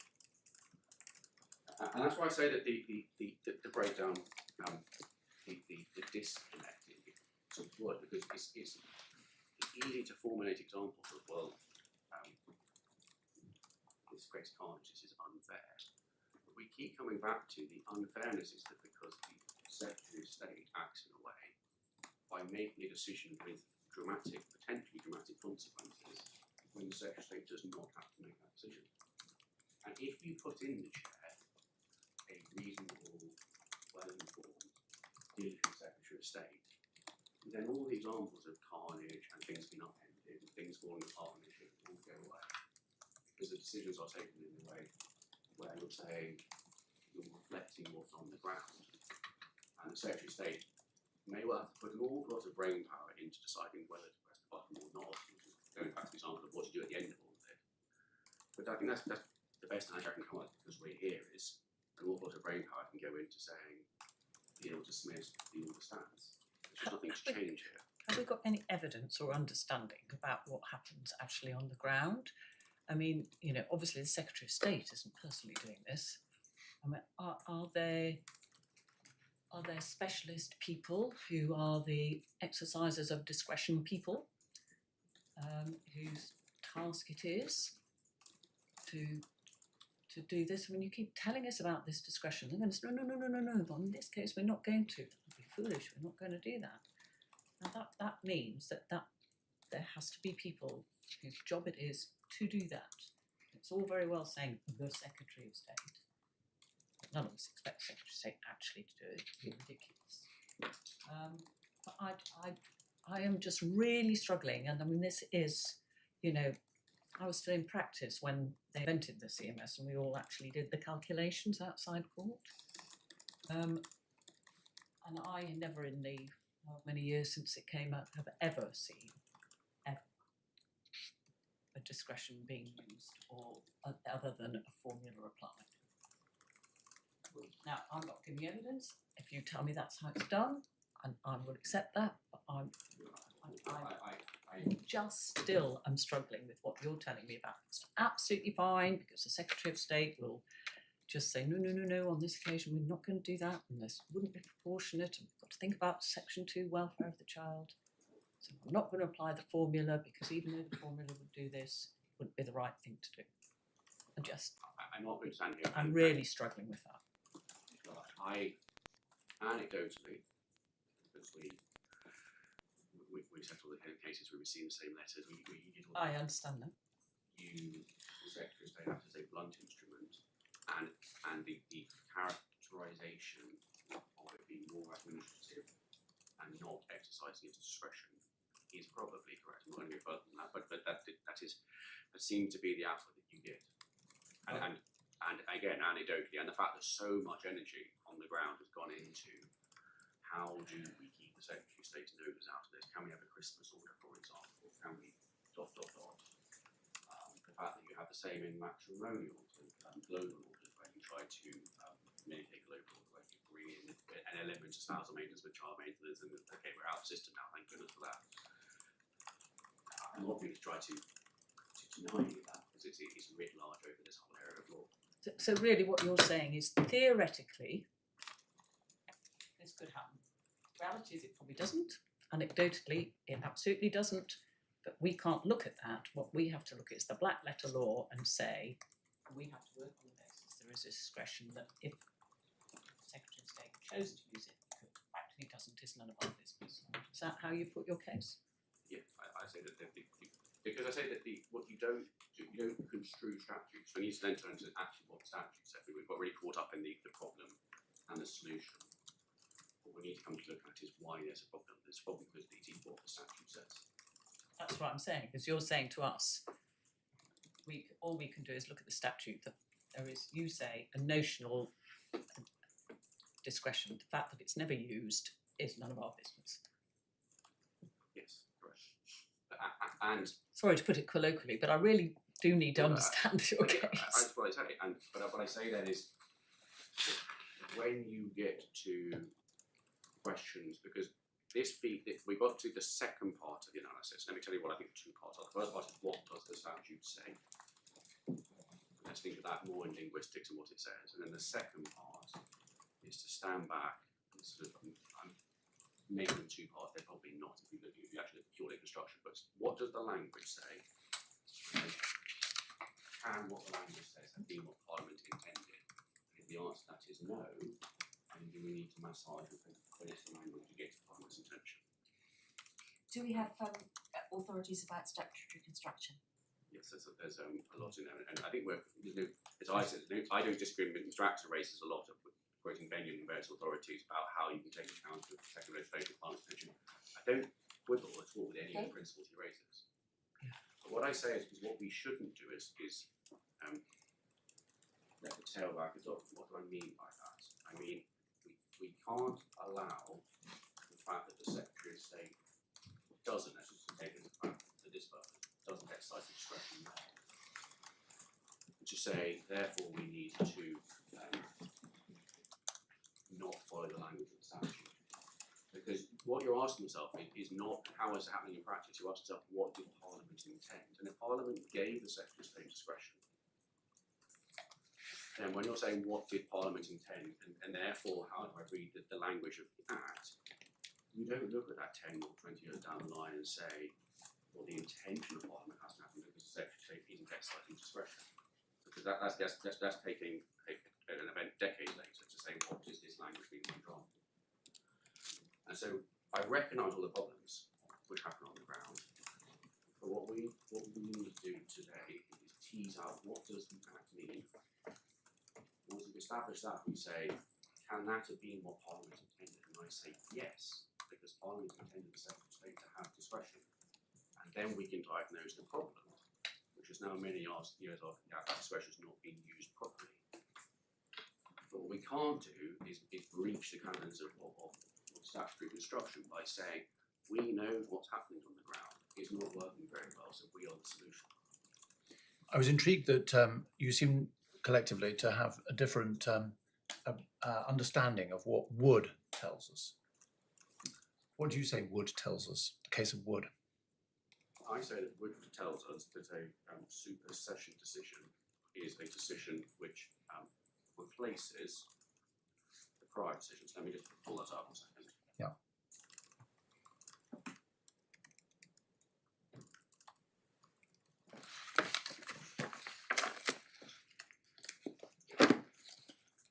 Page 319, if that helps. I'm just trying to also pull up the section I'm dealing with myself.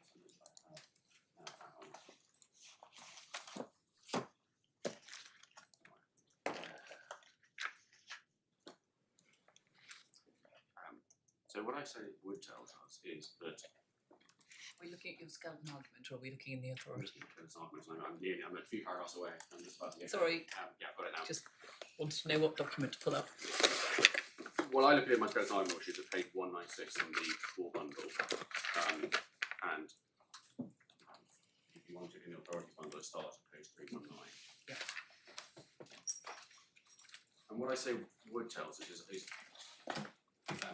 firstly, everything in wood is over because the dilemma in wood was supersession decision, and I get all of the numbers involved, but if the benefits have been paid out at £200 a month, then the supersession decision is just to continue to be paid out at £200 a month. Is that a supersession decision, or that is nothing? And that was relevant because if it's a supersession decision, you can appeal it under the Social Security Act, because there is a positive decision which you can appeal. If it's a nothing, there wasn't the ability to appeal against any action. And what I take from Wood, because the majority found that it is wrong to categorise a supersession decision as being caused by £200, as replaced by £200, because nothing's been replaced, succeeded. But what I say is that what you get from Wood is that you get that a supersession decision where the quantum changes is definitely one which replaces what went before. Well, that's what Lady Justice Arden said, but it isn't, is it, what Lord Justice Ricks and Lord Justice Tyson said? I say it is, because the dilemma is, if you look at the Which passage do you want us to focus on? paragraph 42, for example, of Lord Justice Ricks' judgment.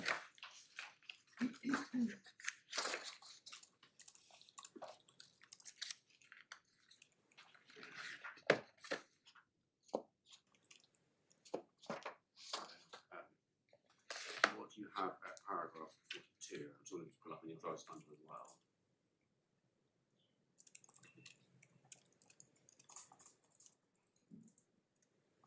It tells us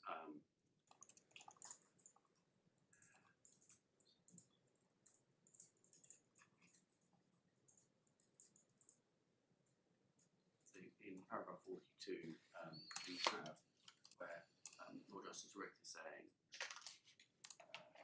picking up at the start of the second sentence, prima facie, the citation from Mr. Commissioner Roland's decision itself indicates decision under section 10, which in this context is a supersession decision, based on the finding of one of the relevant criteria, is a decision to alter an earlier decision. An earlier decision that has been superseded is a decision which has been altered. The natural meaning of the terms superseding, superseded, and supersession in this context. The alternative, which is to construe superseded as meaning merely replaced, irrespective of whether the earlier decision has been altered or not, would be inconsistent with Regulation 6 and the concept that the earlier decision is superseded on the basis of something like a change of circumstance or an error of fact of law in a decision. Moreover, if superseded did not mean altered or altered and thus replaced, there would be no word to express what to my mind is the essential focus of section 10. I've got all that, and I wanted to break it down, I wanted to get through it. So what I say that Rich is saying there, remembering that the context of this was the decision was taken that the amount of the benefit did not change in quantum terms. The problem, which the court and both sides of the bench agreed, is there needs to be a right to appeal against that. How do we get there? The way that Lord Justice Ricks and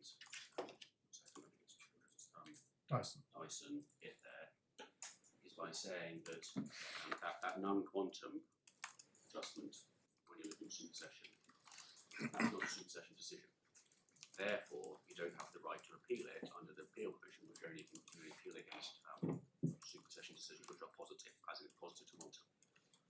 And their preferred method to generating the right to appeal is to expand, which they recognise they're doing in a way which is linguistically unsound, right to appeal to include a decision where the supersession decision has been looked at but no numerical difference, but will give you the right to appeal, and they squeeze that into the appeal provision.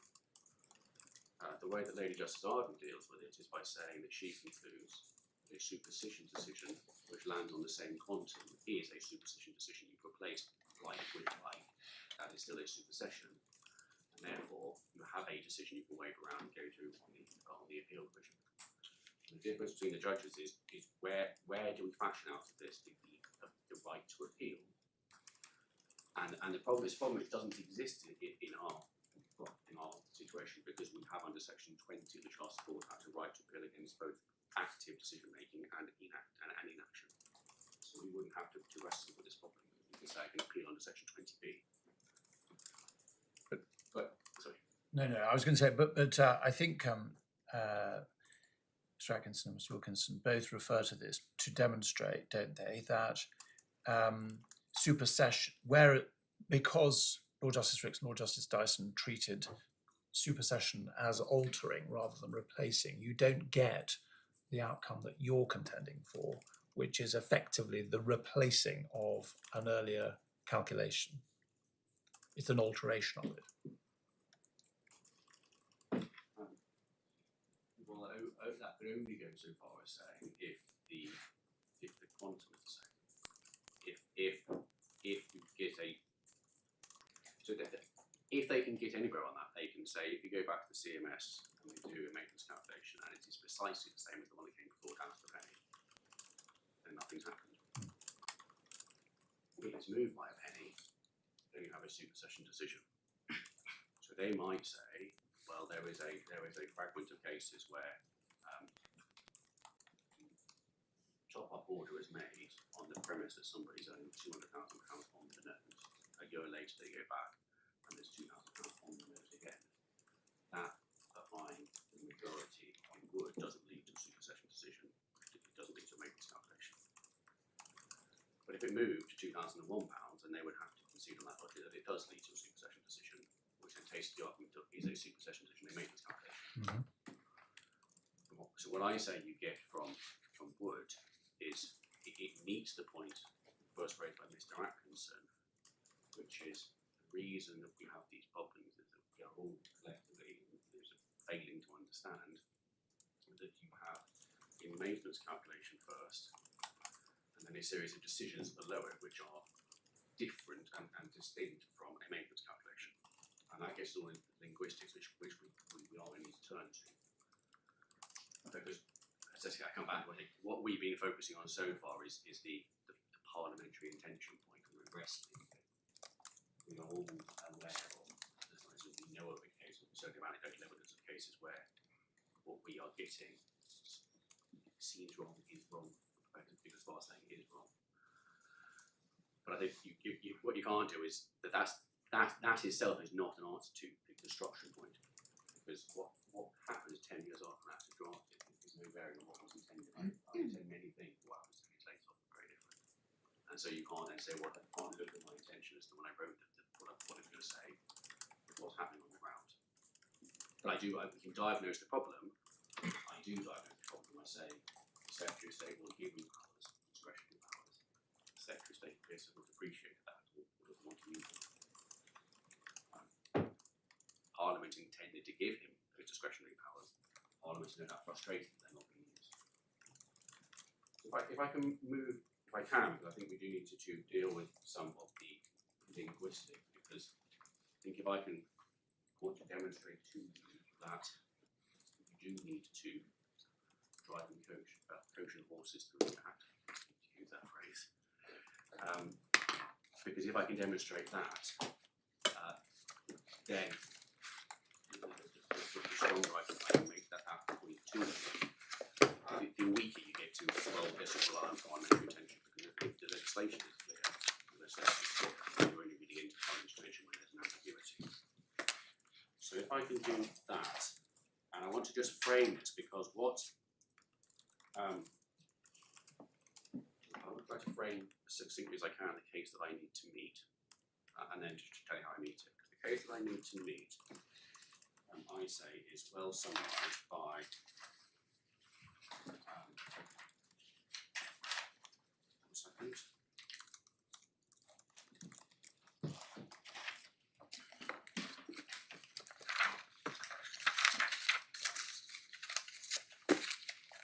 It's well summarised by and two passages, which I say, if we start with one which comes from Mr. Wilkinson's skeleton, I can just try to distill down what he's saying. Page 80, and paragraph 5.1 when you get there.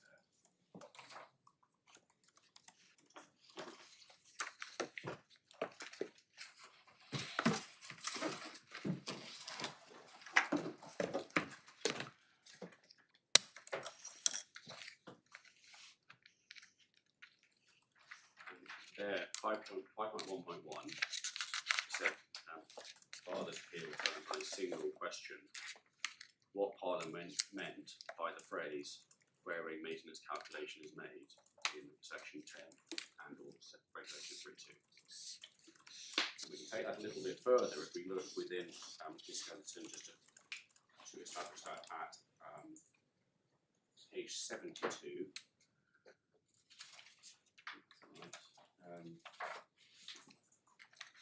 That's the wrong page reference. Just give me 1 second to get the correct page reference.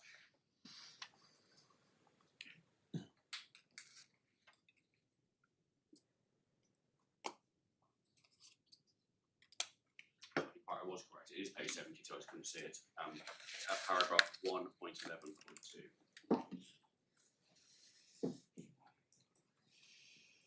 Where it is said that what my case requires is that the latter mechanisms, which is a reference to revision, supersession, and ongoing review,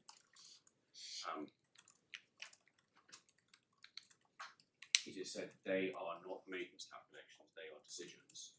And it said that my case at 1.11.2 attributes significant jurisdictional consequences to latter administrative decisions. I say they're not administrative for the reasons I've set out.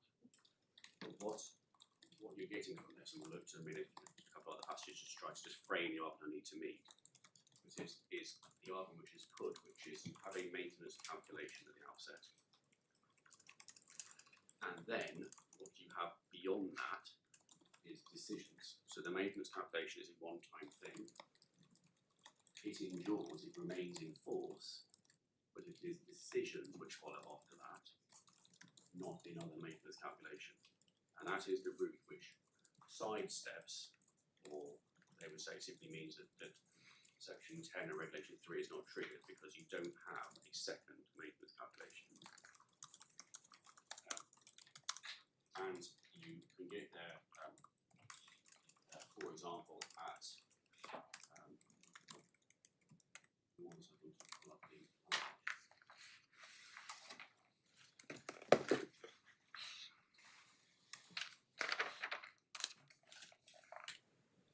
if you turn, and I'm now turning to Mr. Atkinson's skeleton argument at page 170, paragraph 56. Paragraph 56. Sorry, paragraph 56. 56, yes, on page 170. Thank you. And he's dealing here with why, which we haven't yet looked at, but you may well look at it if you read why section 8 of the Act doesn't have a saving for a top-up order. So we know that a maintenance calculation does not end a school fee order. And we know that it does not end a disability order. But then the statute silent as to top-up order. Those in my instruction say, well, there you are. That's the Parliament had the ability to put, it made these 3 exceptions, but to only save 2 from the consequences of the maintenance calculation. That must mean that it goes back to all my arguments of, well, when the maintenance calculation drops, the quantum of the order drops, and also who's in control of it changes. What he says about that is paragraph 56, and this is a clear articulation of the point generally. Says that as is not due to some lacuna or oversight, it is because a top-up order can only be made where a maintenance calculation is in force. Once it is understood that a single maintenance calculation is made and remains in force until the child ceases to be a qualifying child and one of the parents dies, then there is not a new maintenance calculation made every year on the annual review. It can be seen that top-up orders will not be brought to an end by the operation of regulation 3. So the structure of it is there's one maintenance calculation, once made, not made again. Sitting below that, in a way that they will describe to you, are decisions which can make the quantum go up or down and do what it does. And therefore, because you have to have a maintenance calculation before you can get to top-up order, once you have a maintenance, and therefore it follows you're not having it subsequently. So there was no need for any saving provision in the legislation because the legislation knew when it was drafted they're not going to have a maintenance calculation which will topple this order. One way I go with that, and we cover it, so again, is to say, well, okay, but then what you do is you leave that cliff edge. So I set out for, which is all the court could do is just revoke and put its going to go back to the Secretary of State anyway. But let's then work through that, because the question then, and now we're just trying to get into is the linguistics of the act and see what they say. We can then wrestle with what that part of this intention, I think we've done that already, let that get out of sequence. So let's start then by looking at section 8 of the act and just gather if what is said is if we do that, then back in the authorities manual at page 14.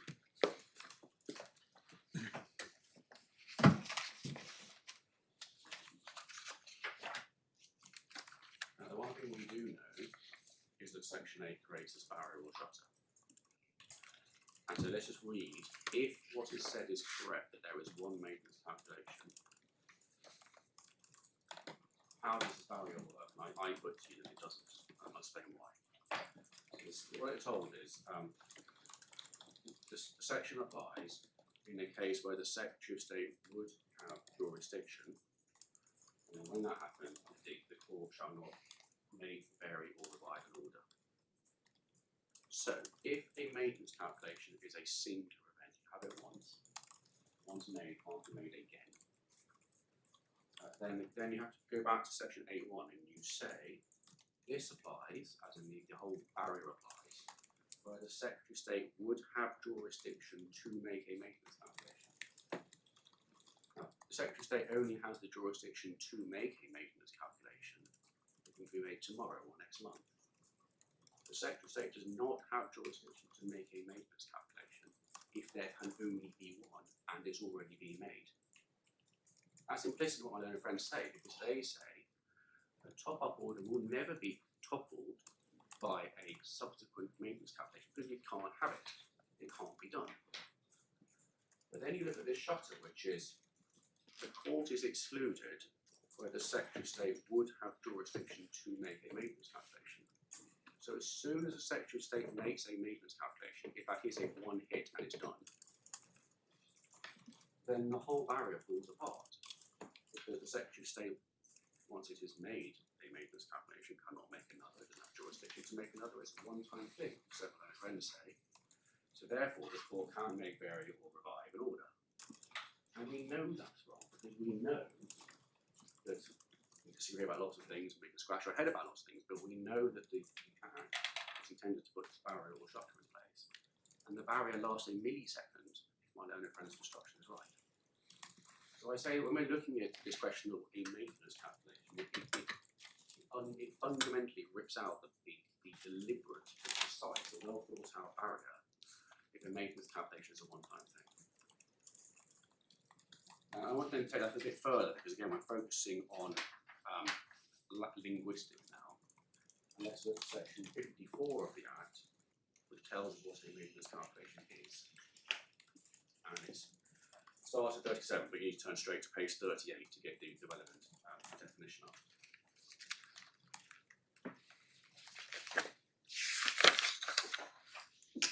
Excuse me.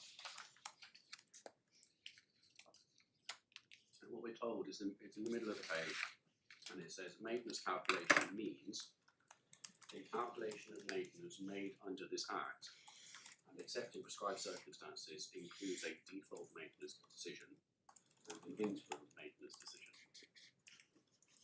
So what I ask you to take from that definition is this. A maintenance calculation is defined by what it is, not what section it comes from. And I say that what it is a calculation of maintenance made under this Act, and then in addition to the two other things, an interim maintenance decision and a default maintenance decision.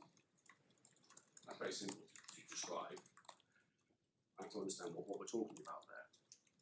But when you look at what a review is, and when you look at what a supersession is, well, they are calculations of maintenance made under the Act.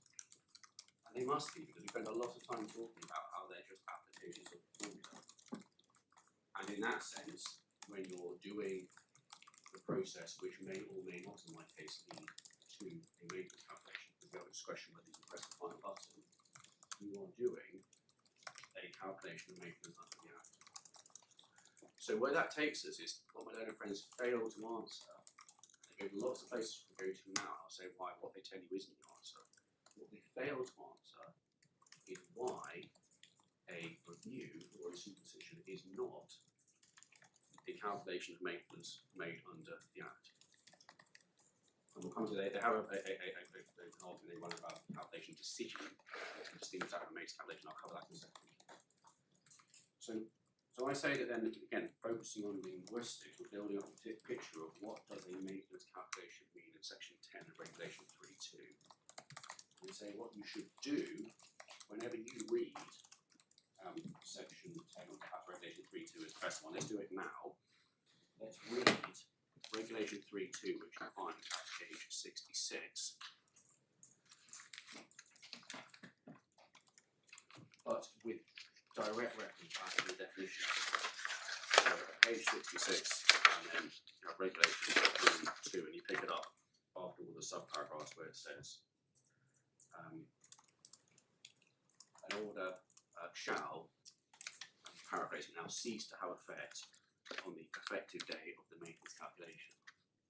So we come into it, we're saying, sorry, let me pick it up at the beginning. So 3 subsection 2 says, where a maintenance calculation is made with respect to an order, it shall cease to have effect.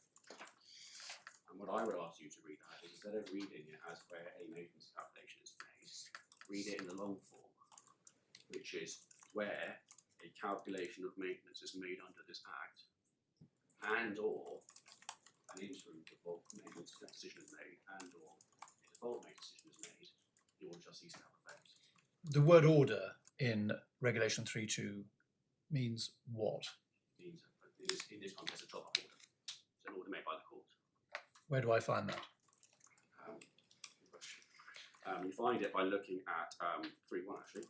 Thank you. Orders made under the following actments are defined by the purpose of section 10, and then if you scroll down that Roman numeral B, which is the very first one, 66. Yeah.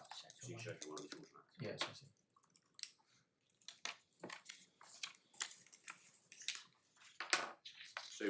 So linguistically, what my learned friends, what I say, they need to get past the section 8 points I've made, and then what they can't do is they can't present a case to you that robs definition in section 54 of meaning, and say no, that's not what a maintenance calculation is. It's something different. It's something we want to craft it to be. They have to go back and they have to answer why a decision taken on review and or a supersession decision are not calculations of maintenance made under the Act. And when they're answering that, they need to wrestle with the problem I've wrestled with, which is being framed in a different context. It's the same point, which is they're just applications of formula. Where's that formula in the Act? Therefore, it's a calculation of maintenance under the Act. So we then move on, and again, remembering what And the sorry, and regulation 3.3 assists you also taking back to the further arguments that you've made. The provisions of paragraph 2 shall not apply where a maintenance order has been made in accordance with 8.7 and 8.8, and not any reference, of course, to top-ups.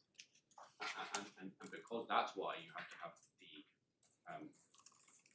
well, I need to grapple with that and explain that away, and explain it away by saying, well, you might, because you don't need a maintenance calculation to give school fees either. You might need it subsequently. But they say, because you need a maintenance calculation to give the top-up water, and because you cannot give one subsequently, then you don't need to save it in those provisions. Because it's the maintenance calculation that does the toppling.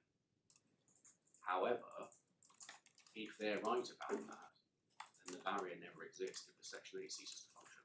And section 8 is the one that creates the barrier.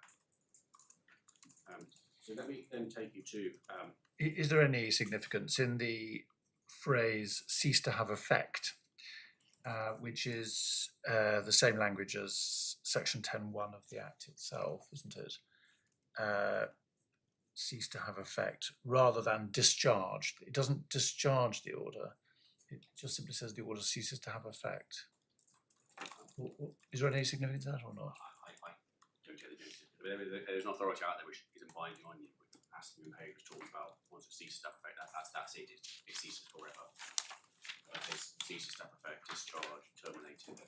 They're the same. They're all synonymous, are they? Yes. Expunged. Unconscious. So now let's look again, because it's this question of can you have a series of maintenance calculations or is there one time thing? So what I'm trying to hone in on. For that, I would ask you to turn to paragraph 15 of Schedule 1 of the Act, which is page 53 in the authorities bundle.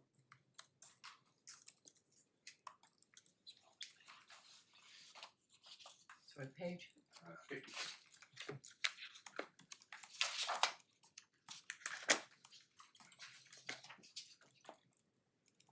When you get there, you see that it's dealing with effectively, when we're getting into the nuts and bolts of how you apply your formula.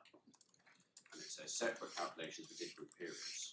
And where the Secretary of State is satisfied that the circumstances of a case require different amounts of child support maintenance to be assessed in respect of different periods, the Secretary of State may make separate maintenance calculations, each expressed to have effect in relation to a different specified period. I think that, just to read it out loud, the point to be made, it wholly contemplates that the Secretary of State can make more than one maintenance calculation. Why? Because there may be somebody whose income we all know is about to go up or go down. The Secretary of State can anticipate that. It also is an adjunct because it feeds into the Secretary of State having this discretion not just to mechanically work with what's for him or her on that day. So we then move on, and I now ask you to turn to a different set of regulations, which are the Child Support, Maintenance of Payment and Arrears Regulations 2009, which starts at page 265 in the authorities bundle, but I will ask you to turn straight to page 271.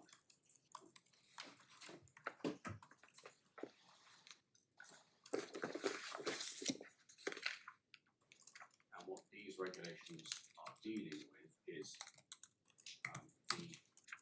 how the Secretary of State can, amongst other things, but allocate money that the Secretary of State has towards different areas, and or where there's been an overpayment, what the Secretary of State do with it, because it's certainly in a lot of contexts, the Secretary of State is collecting child maintenance as well as just telling you what the calculation is. It depends how the parents in question choose to operate the payment and the collection. And what Regulation 8 tells us is that where for any reason, including the retrospective effect of a maintenance calculation, there has been overpayment of child support maintenance, the Secretary of State may apply the amount overpaid to reduce any arrears of child support maintenance due under any previous maintenance calculation in respect to the same relevant persons.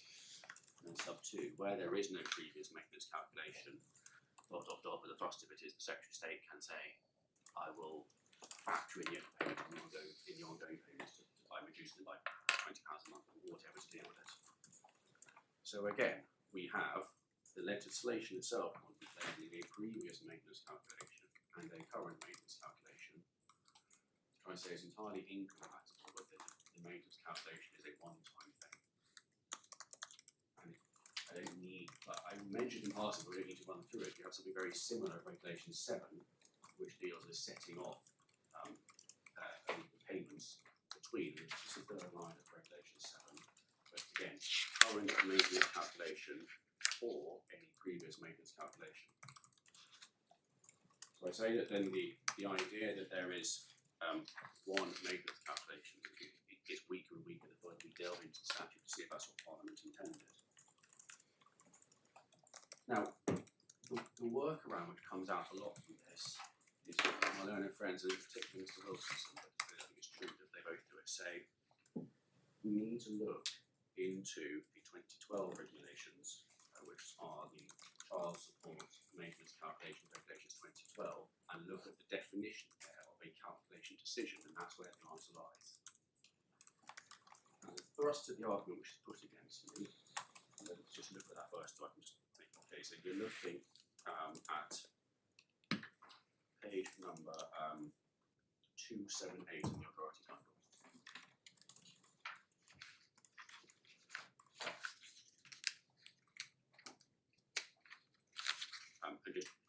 as a while you've got them open, particularly always in paper copies. I don't know if it's replicating the paper copies, but in my electronic copy page which comes after 274 without a sync, it may be worth just putting that back in sync. So if you look at the internal page references of the regulation, you see that it goes from 2, I think it's page 20, and then it goes back to page 3. Yes. True. It may be that you can just leave it and know it's there, but I remember I looked at it in November, because my base is what I'm doing, but it's there. So Right. Do you want us to look at? I want Regulation to that's 3. the side I didn't need to make, but I want you to look at page 278 Yeah. using the Reg 3. pagination. Reg 3 for calculation decision. And what it says there is, in these regulations, calculation decision means a decision of the Secretary of State under section 11, maintenance calculation, section 16 revision, or section 17 supersession of the 1991 Act, determining the amount of child support maintenance to be fixed in accordance with Part 1, Schedule 1 of that Act.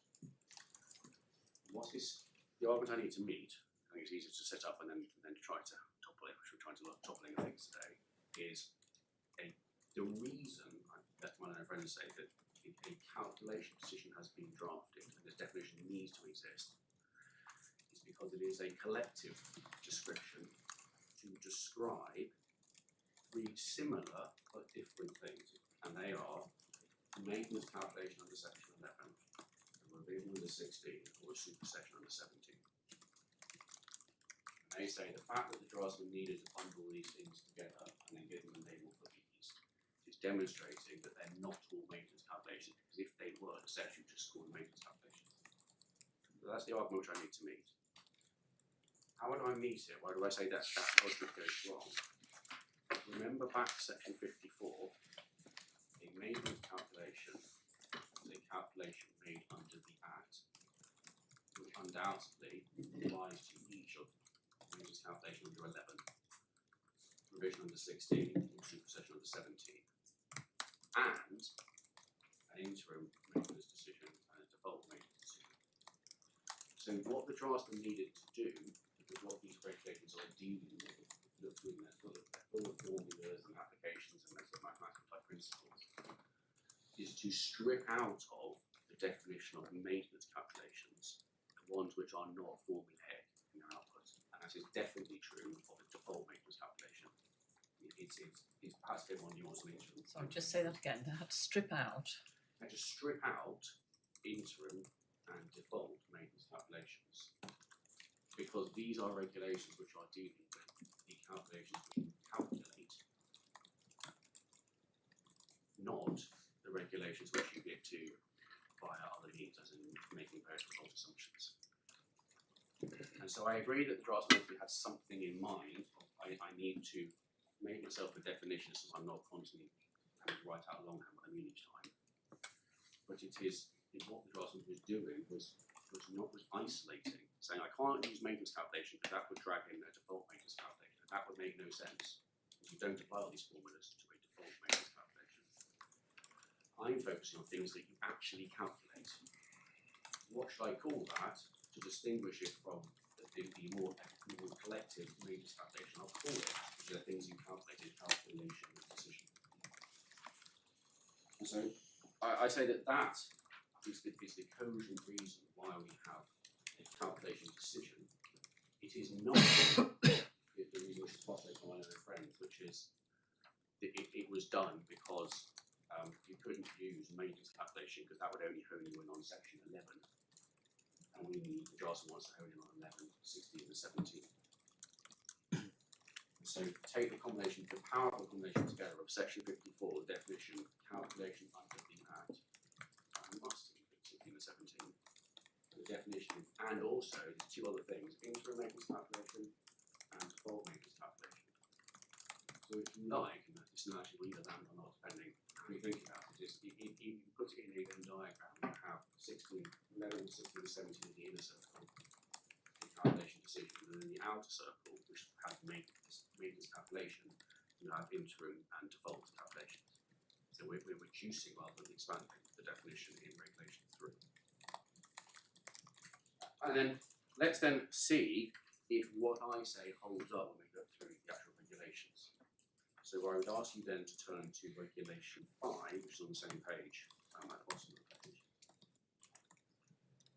where it says that calculation, information applicable, and the text of it is information required for the purpose of making a calculation decision or a decision in relation to an application for a variation is the information applicable at the date on which that decision, open brackets, assuming that that decision was a decision to make or amend a maintenance calculation, would have effect.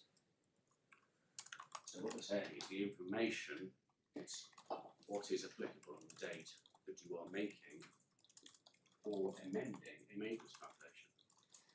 And I don't see how my friends square that with their analysis, which is you have one maintenance calculation with an umbrella, and then the quantum of all get varied by decisions. Because there's only two regulations away from what they say is a critical information point talking about the definition of calculation decision.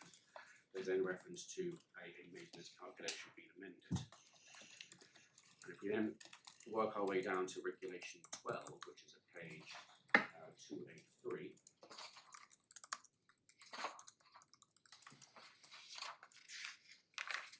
then you have regulations which deal with the initial effective date of a maintenance calculation. And I say that the fact that the draftsman uses as the shorthand initial effective date is very telling, because it suggests there can be a subsequent effective date, i.e. there can be a second maintenance calculation. And the text of it is the effective date of a decision under section 11. Now, here one in brackets, quotation marks, the initial effective date is the date ... You don't need to trouble ourselves with what that date is, it's just the use of the language.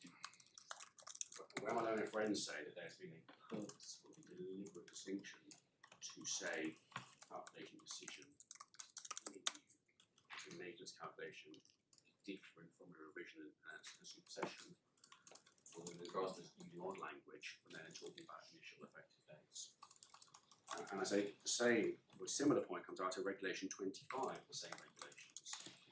You'll find that at page 292.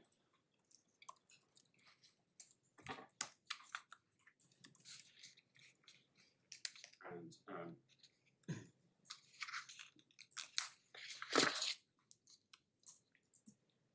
so I want to take you to so it's regulation 25 sub 2, which may be the page which is out of filter.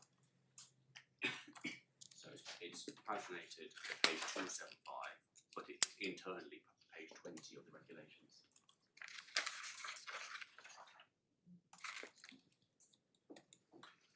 So the way to get there is if you turn to page 292, then you have the start of regulation 25, and if you're using a paper copy, you then want to put a thumb in that and turn back to page 275 and stick it in behind page 292. Okay, I think I can manage that.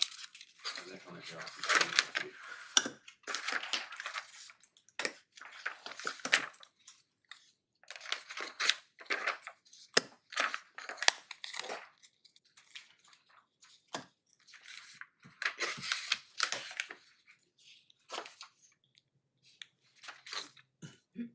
What you have at 25 sub 2 is this is notifying people of decisions which should be made. It says a notification or a maintenance calculation made under section 12, which is a default maintenance calculation, must set out, then you've got various things. So the effective date of the maintenance calculation, that's logical, because the definition tells us it's a maintenance calculation. Various other matters, but then it's the line after the subparagraphs, and must state the nature of the information required to enable a calculation decision to be made. And so what that's telling us is that calculation decision is not something where you need additional information, which goes back to my point of what the calculation decision is where you need input to doing calculations, which is more narrow than what a maintenance calculation is, because that can include, as we know, a default maintenance calculation from the section 12. And then the final point I go to, and again, The reason I'm taking to these points is because there's so much emphasis put on regulation 3 and a calculation decision. I want to show you that both my Venn diagram analogy is that which is the reason why we needed a new term. But then within the very regulations where the regulation 3 and the principal outcome, there's numerous examples where if the draftsman, they say, was so careful to recognise on their case the revision and supersession are not a make calculation. Then all these points where the draftsman appear to be very careful in regulation 3 but then sloppy in the rest of it. And I say that's an improbable outcome. So regulation 26 tells us So which page are we on now? 275. I think go back on that. Yeah. And it's how do you notify of a revision or a supersession? And it's a notification of a decision made following the revision or supersession of a decision made under section 11. And dot. We can go through all of that because I want you to take to the very last clause of that, which is needs to set out the information mentioned in regulation 25(1) and 2 in relation to the decision in question. And if you go back to what you need to set out in regulation 25(1) and 25(2), 25(1)(a) tells you that you need to set out the effective date of the maintenance calculation. And again, it would be sloppy drafting if you're saying, I acknowledge, like my other friends say in regulation 3, that a review or supersession is not a maintenance calculation. I don't accept that that's their case. But when you get to regulation 26, you say, this is how you should notify somebody of a review or supersession. You should tell them what the effective date of the maintenance calculation is. It causes my own friends linguistic argument about that sort of stuff.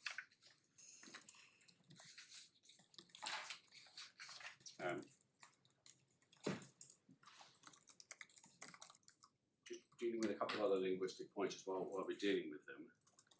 I know that my friend Mr. Atkinson relies upon the that'll take you probably to previous drafting, the previous enactment of the schedule to the Child Support Act, where he will say that what was included there and is not included now is that a